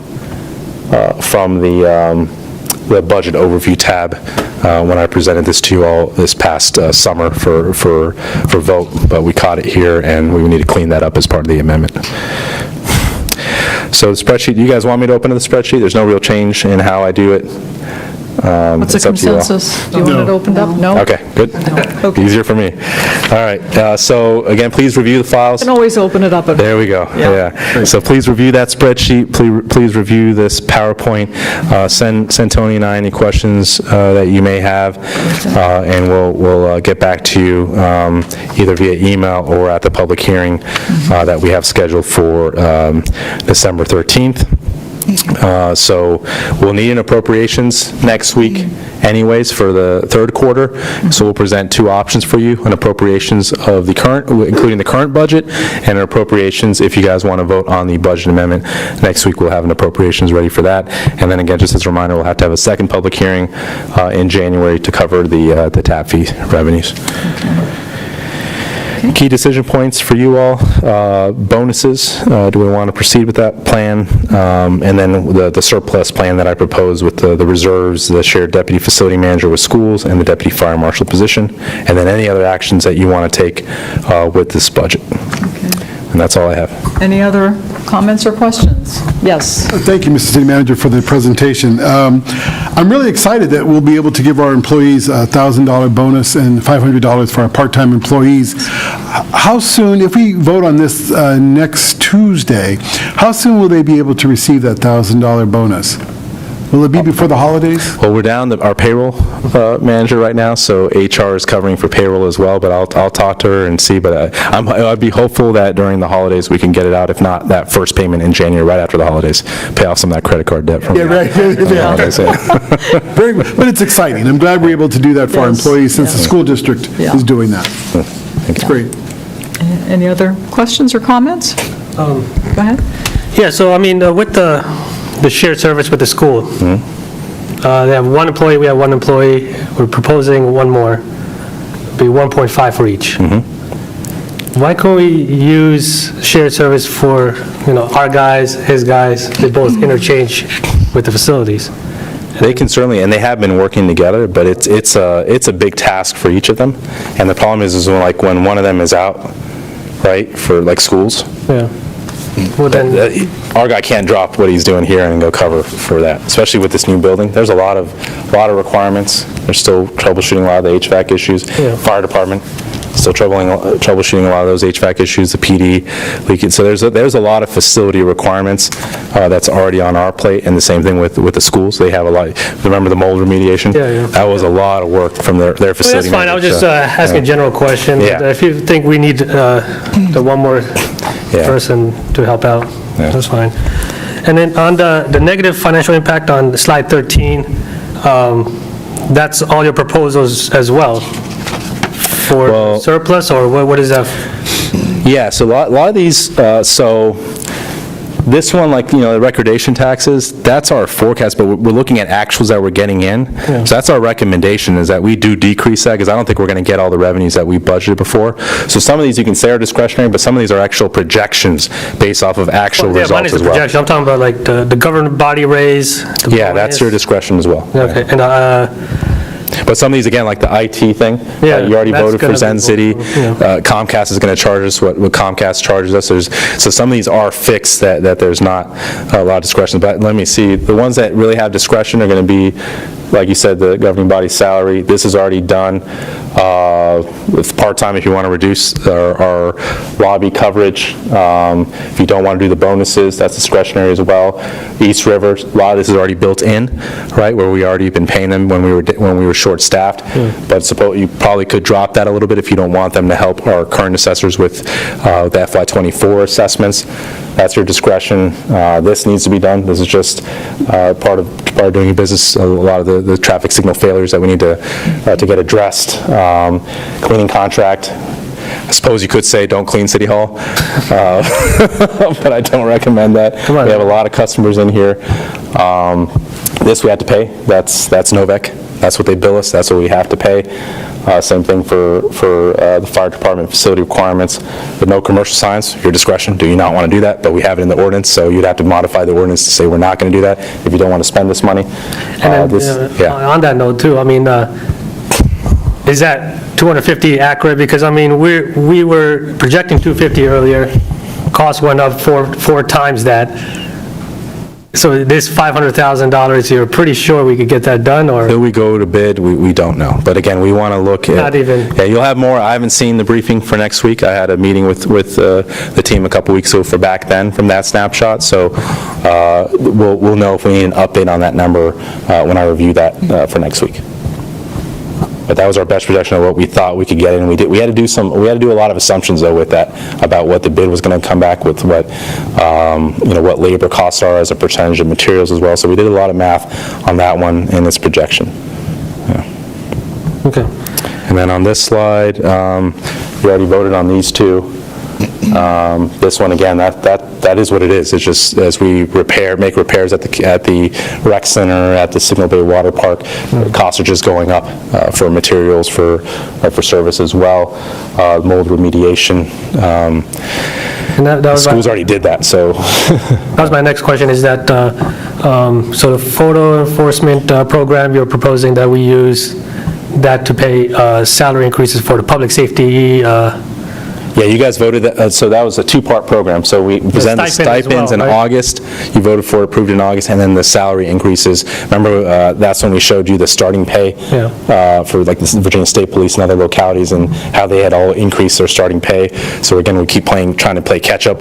So we propose utilizing this photo enforcement revenue to bump up for both police and the fire department to get No, their I understand. I revenues up. thought we already voted on that. That's You what I'm did, yeah, but you had to direct me at that time, you had to put in the budget, right? So we're adding it to the budget amendment because it wasn't part of the FY23 budget. So all we're doing is I'm putting it in the FY23 budget amendment now for you all to vote on from the budget standpoint and then appropriation standpoint. Yeah. It's a two-part process. We have to tell you, yes, do it, and then we have to say yes. Budget and appropriate. Yeah, it's always usually a multi-step process when you guys budget for things, which is a plan, you appropriate, which is you're authorizing me now to spend the money that you budgeted, and then usually I have to come back with a contract for you all to approve as well. So it's usually, yeah, that's fine. I thought it was an additional 900 to whatever. No, it's not additional, no. Yeah. That's what I thought proposed was. That's it. Thank you. Any other last-minute comments, questions? Okay, thank you, Laszlo. Thank you. Okay, so we are to our second public comment time. Does anyone wish to make any comments? Yes, ma'am. For you folks that are at home watching, we have the Winter Lights Extravaganza that is open. Folks can go to the website or go downstairs into the lobby of City Hall or to Parks and Recreation to pick up the form and to drop off the form. It is a contest of judging the best homes in 3 categories. We also have a sponsor, a Manassas Park resident who owns a business came out and asked to sponsor it, and they are sponsoring prizes for 4 prizes. So we encourage folks to please sign up before the 14th. Wonderful prizes, wow. That's an improvement. Yeah. That's great. Okay, would anyone else like to make public comment? Seeing no one and hearing no one, we'll move on to City Manager's report. Tonight, we have 3 things to report. The Fire Department Q1 update, the Community Development Department Q1 update, and we'll talk about trash collections post. Forgot to use this. So we have 3 things for tonight: Fire Department Q1 update, Community Development Q1 update, and then we'll talk about holiday trash collection after that. So I will turn it over to Chief Soper. Super.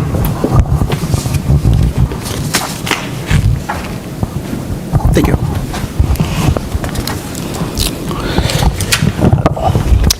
Good evening. Welcome, Chief. Thank you. Good evening, Mayor, members of the governing body. Tonight, like the City Manager said, I have the FY23 Q1 update. So just some quick highlights of the first quarter.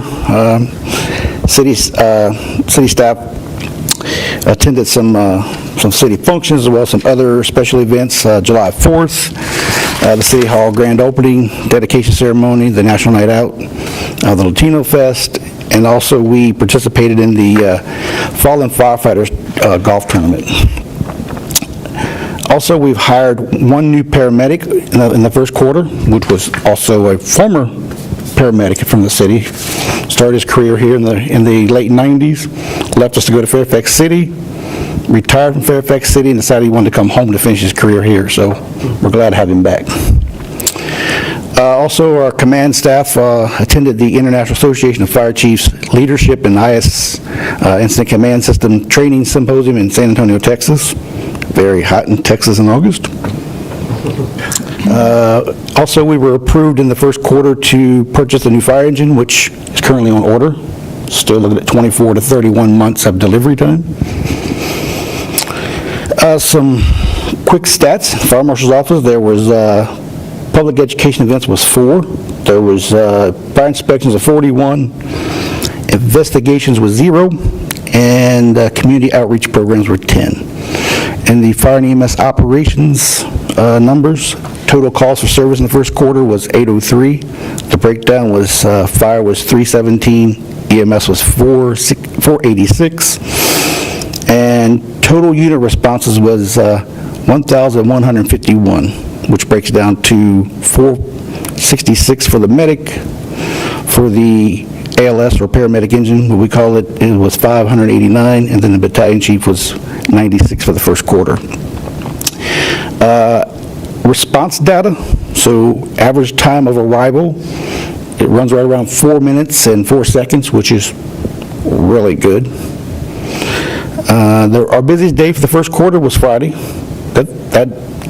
That seemed to vary every quarter for some reason. It's been Sunday, it's been Thursday, and peak call time for this first quarter was somewhere between 6 p.m. and midnight.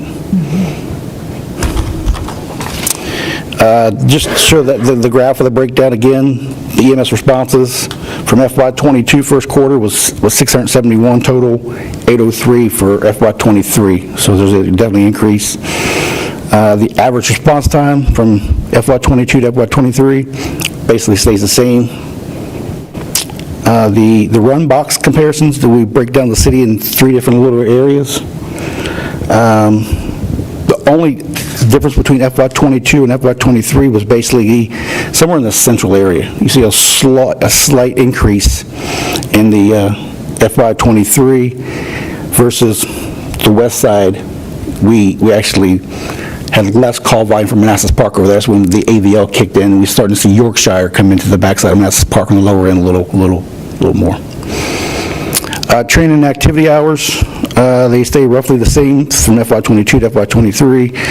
You do see some decreases in FY23. That has contributed to the increased call volume. So, as the city manager talked about earlier, this is an EMS revenue comparison for quarter one for 22 and 23. You can basically see that if you do the quick math, it's roughly somewhere between 50,000 and 90,000, and the difference between the two fiscal years for the first quarter. So,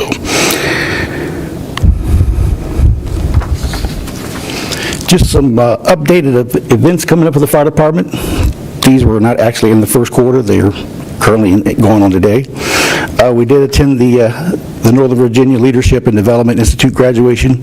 We had an individual that is a acting officer for us that went through that academy, learned some techniques on how to handle different situations, and it was a great academy for him to attend, learn a lot of leadership skills. Of course, last week's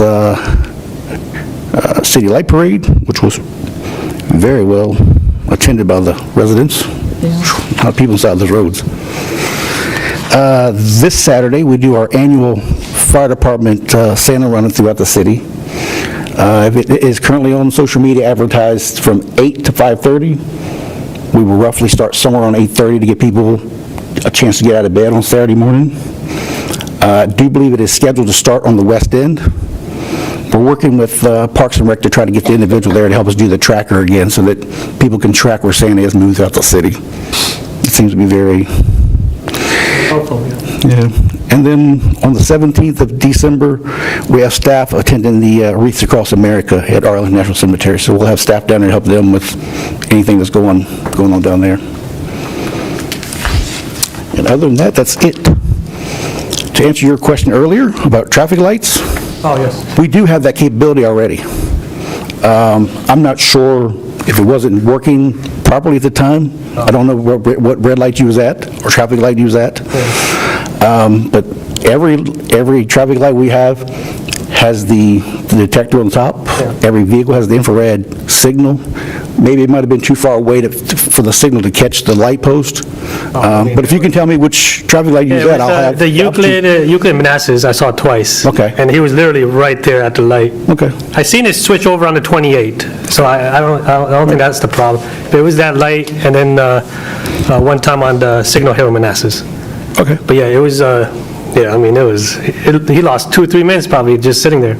Yeah. We'll definitely look into it and see what happened. Yeah, but if you have it, that's good, yeah. Yeah, it's definitely there. I wasn't sure if we needed to think of that in the future. No, every time you approve a vehicle to be purchased, that's one of the things that's always on there. Because we use it in Manassas City as well, Prince William County, as well as in Fairfax County when we go to Centerville. It's always used.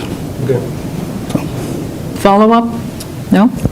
Any other questions or comments? Yes, ma'am. Chief, do you guys plan to have the Citizens Academy again this year, that you had earlier this year?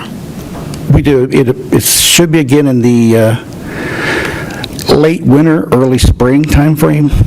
I think we did it last year in March and April, I believe it was. So the goal was to do it again because it was well attended. Okay, thank you. Any other comments or questions? Darrell, do you have a? Okay. Thank you very much, Chief. Thank you. Thank you.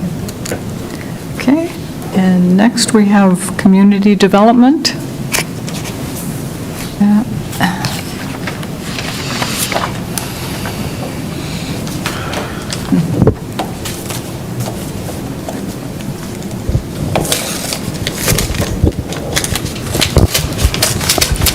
Good evening again.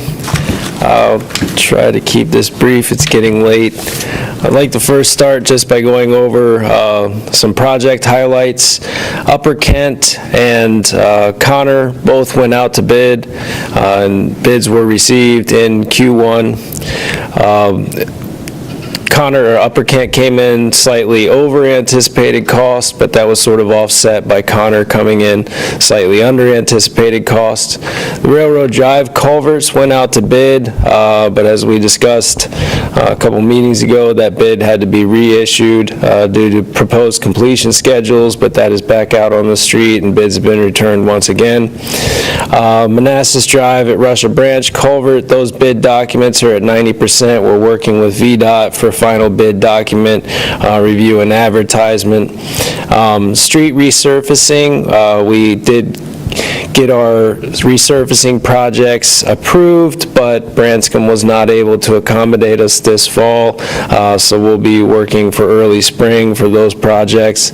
AMI and smart meter improvements, Q1 saw us having all of the kickoff meetings. The field evaluations have started, where they evaluate the equipment that's in the ground and give us our to-do list to get ready for the transition, and they've begun ordering materials, but again, as everything else that involves technology, there are lead time issues. In the Phase 6 water system improvements, the design engineer is working on reviewing those and recertifying those drawings, checking for utility changes, since it's been a few years since that project was designed. We expect to release that for bid in the spring. Just a brief code enforcement update slide. This shows you Q4 '22 over top of Q1 FY23, the chart at the top. As you can see, we had 96 total cases in Q4 FY22. Only one of those cases remained open at the time that I created this slide. That's a closure rate of 98.84%. Q1 FY23, now with 2 inspectors, we had 211 total cases. 195 of those were closed, leaving only 16 open. That's a 92.42% closure rate, but as time goes on, I'd expect to see all of those Q1 FY23 cases close as well. Code enforcement highlights for evening and weekend inspection rotation. We finally got that going, so there is almost every week someone working evenings and weekends. Solid waste ordinance enforcement has been the real challenge. Was at the very end of Q1. But so the statistics are only slightly skewed here, but for Q2, I expect you to see huge trash and solid waste number increases. And we've been refining our case management system for citations and mobile printing. We talked about that a couple meetings back. We are actually printing citations and notifications from the vehicles now, handling everything through tablets. And we also have a new inoperable vehicle ordinance, so that's created a new inoperable vehicle process for us to follow. Looking deeper into the statistics, this is Q4 '22 next to Q1 FY '23, and as you can see, that evening and weekend enforcement has led to a 1,500% spike in our car and yard cases. It's kind of what we suspected would happen if we went out on evenings and weekends. We're going to see just tons of cars up in people's yards, and that's reflected here in the data. Everything else, 100 to 200% increase, except for, I'm not sure exactly from this slide what's throwing the other up 600%, but in general, you can see the difference having one inspector versus two inspectors. Code enforcement statistics, looking at how they were distributed amongst the different violations. Q4 is the teal color. Q1 is the grayish color. You can see the massive spike in car and yard, and the massive spike in trash and garbage, even though we really started this initiative at the end of Q1. So I say Q2 is going to be pretty impressive as far as trash and garbage cases.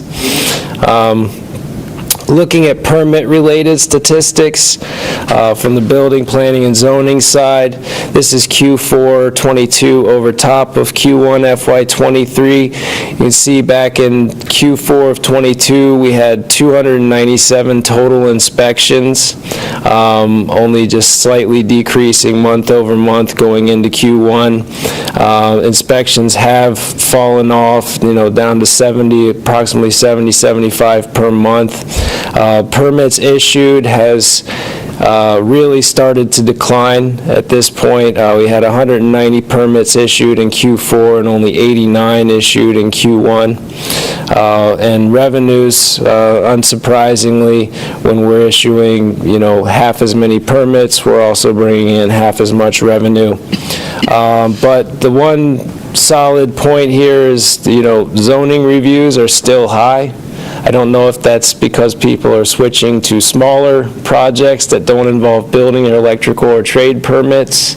Maybe these are mostly fences, driveways, but we are still having a high volume of zoning review activity, so people are still spending money to modify and erect structures, just not structures that are triggering huge building permits. And that's all I have.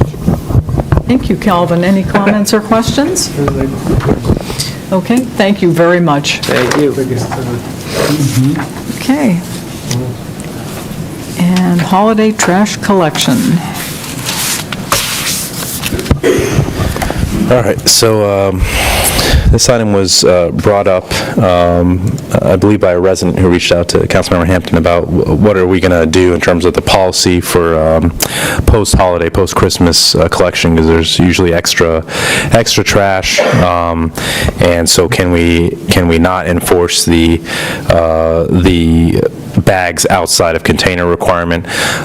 So the mayor asked if is there anything else we can think of as well to kind of help address this. So I reached out to Patriot, or Calvin and his team reached out to Patriot to get a cost for what it would cost for us to pay Patriot, just that one time, just go around and pick up the actual loose bags, because we know there's going to be extra trash, and they said it's about $3,000. So if your desire is to do this on an annual basis, we're looking for consensus tonight, and then Dean will craft a ordinance change that would then give me the authority to essentially to not enforce the loose bag requirements for that collection after Christmas each year, and then we'd pay for it. Since it's under my authority, I can already just go ahead and issue that order to Patriot to go ahead and collect the loose trash bags just for that one pickup. So that's what the discussion was for tonight. $3,000 is not very much. No, it's not. Yeah. What is your sense? I say we go for it. I mean, I only heard from one resident, but I know there'll probably be other residents that probably thought the same way. Yeah, I'm sure there's residents across the city that would appreciate this, yeah. We'll also give our staff a break that week, too. Right. Yeah, I think it's probably worth the cost, $3,000. My only concern is you're trying to change behavior. We're trying to stop people from putting bags of trash on the sides of the street.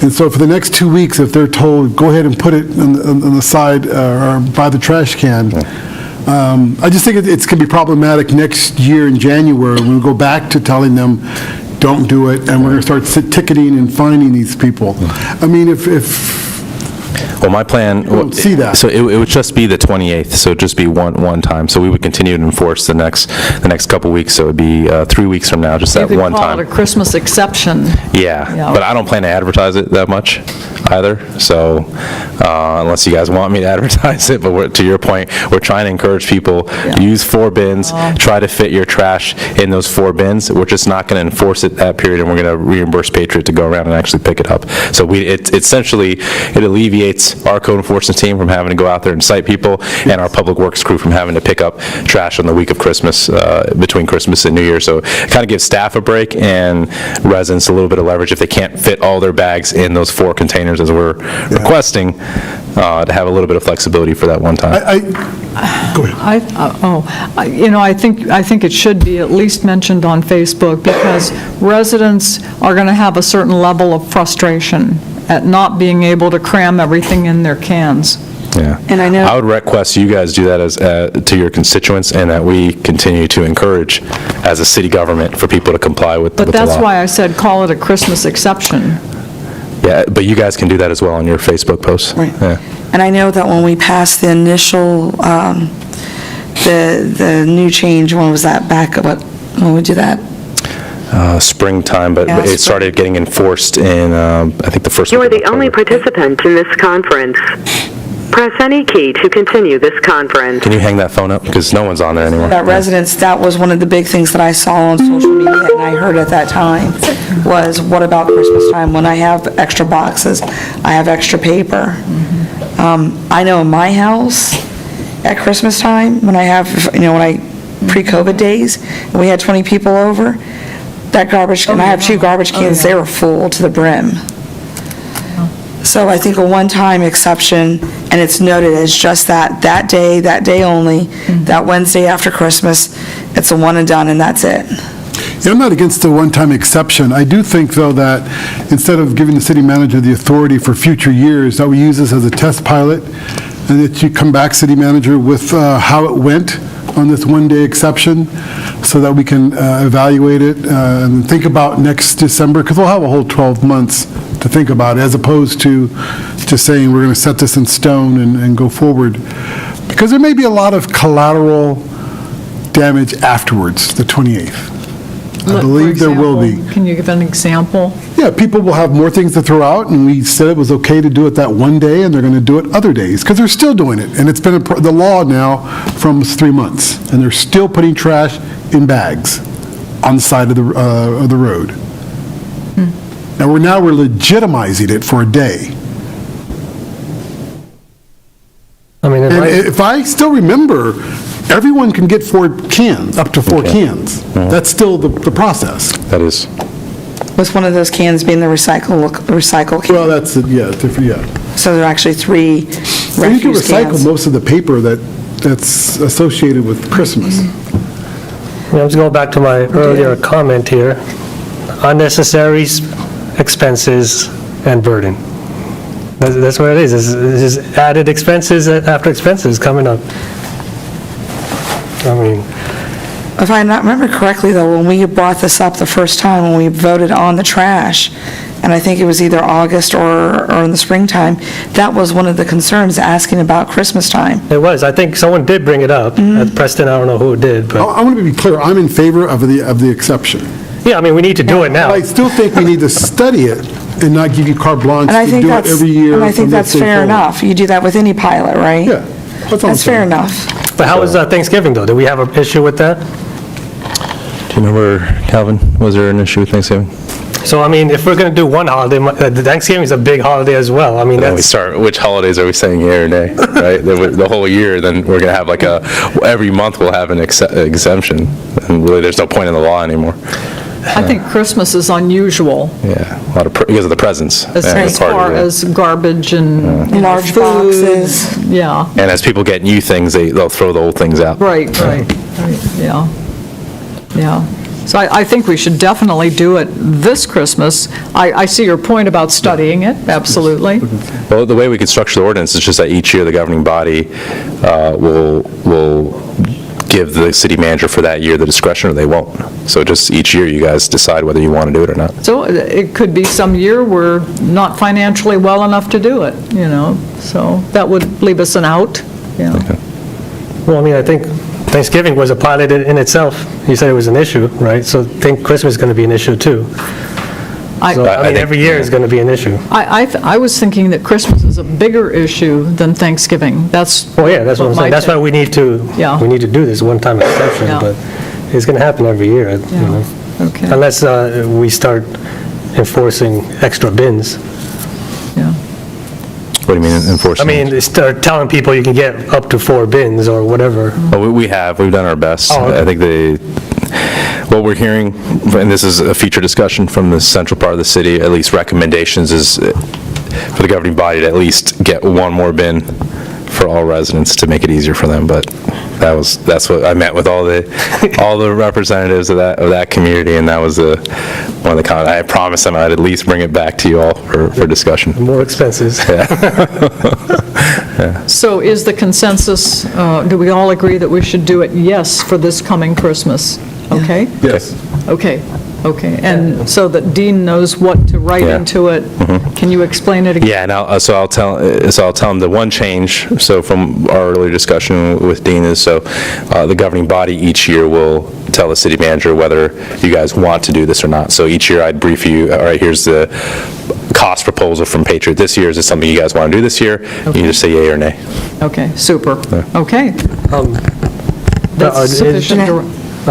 I'm sorry. I was in the ordinance, too, I think there was verbiage in there that gave you discretion to make any exceptions, or...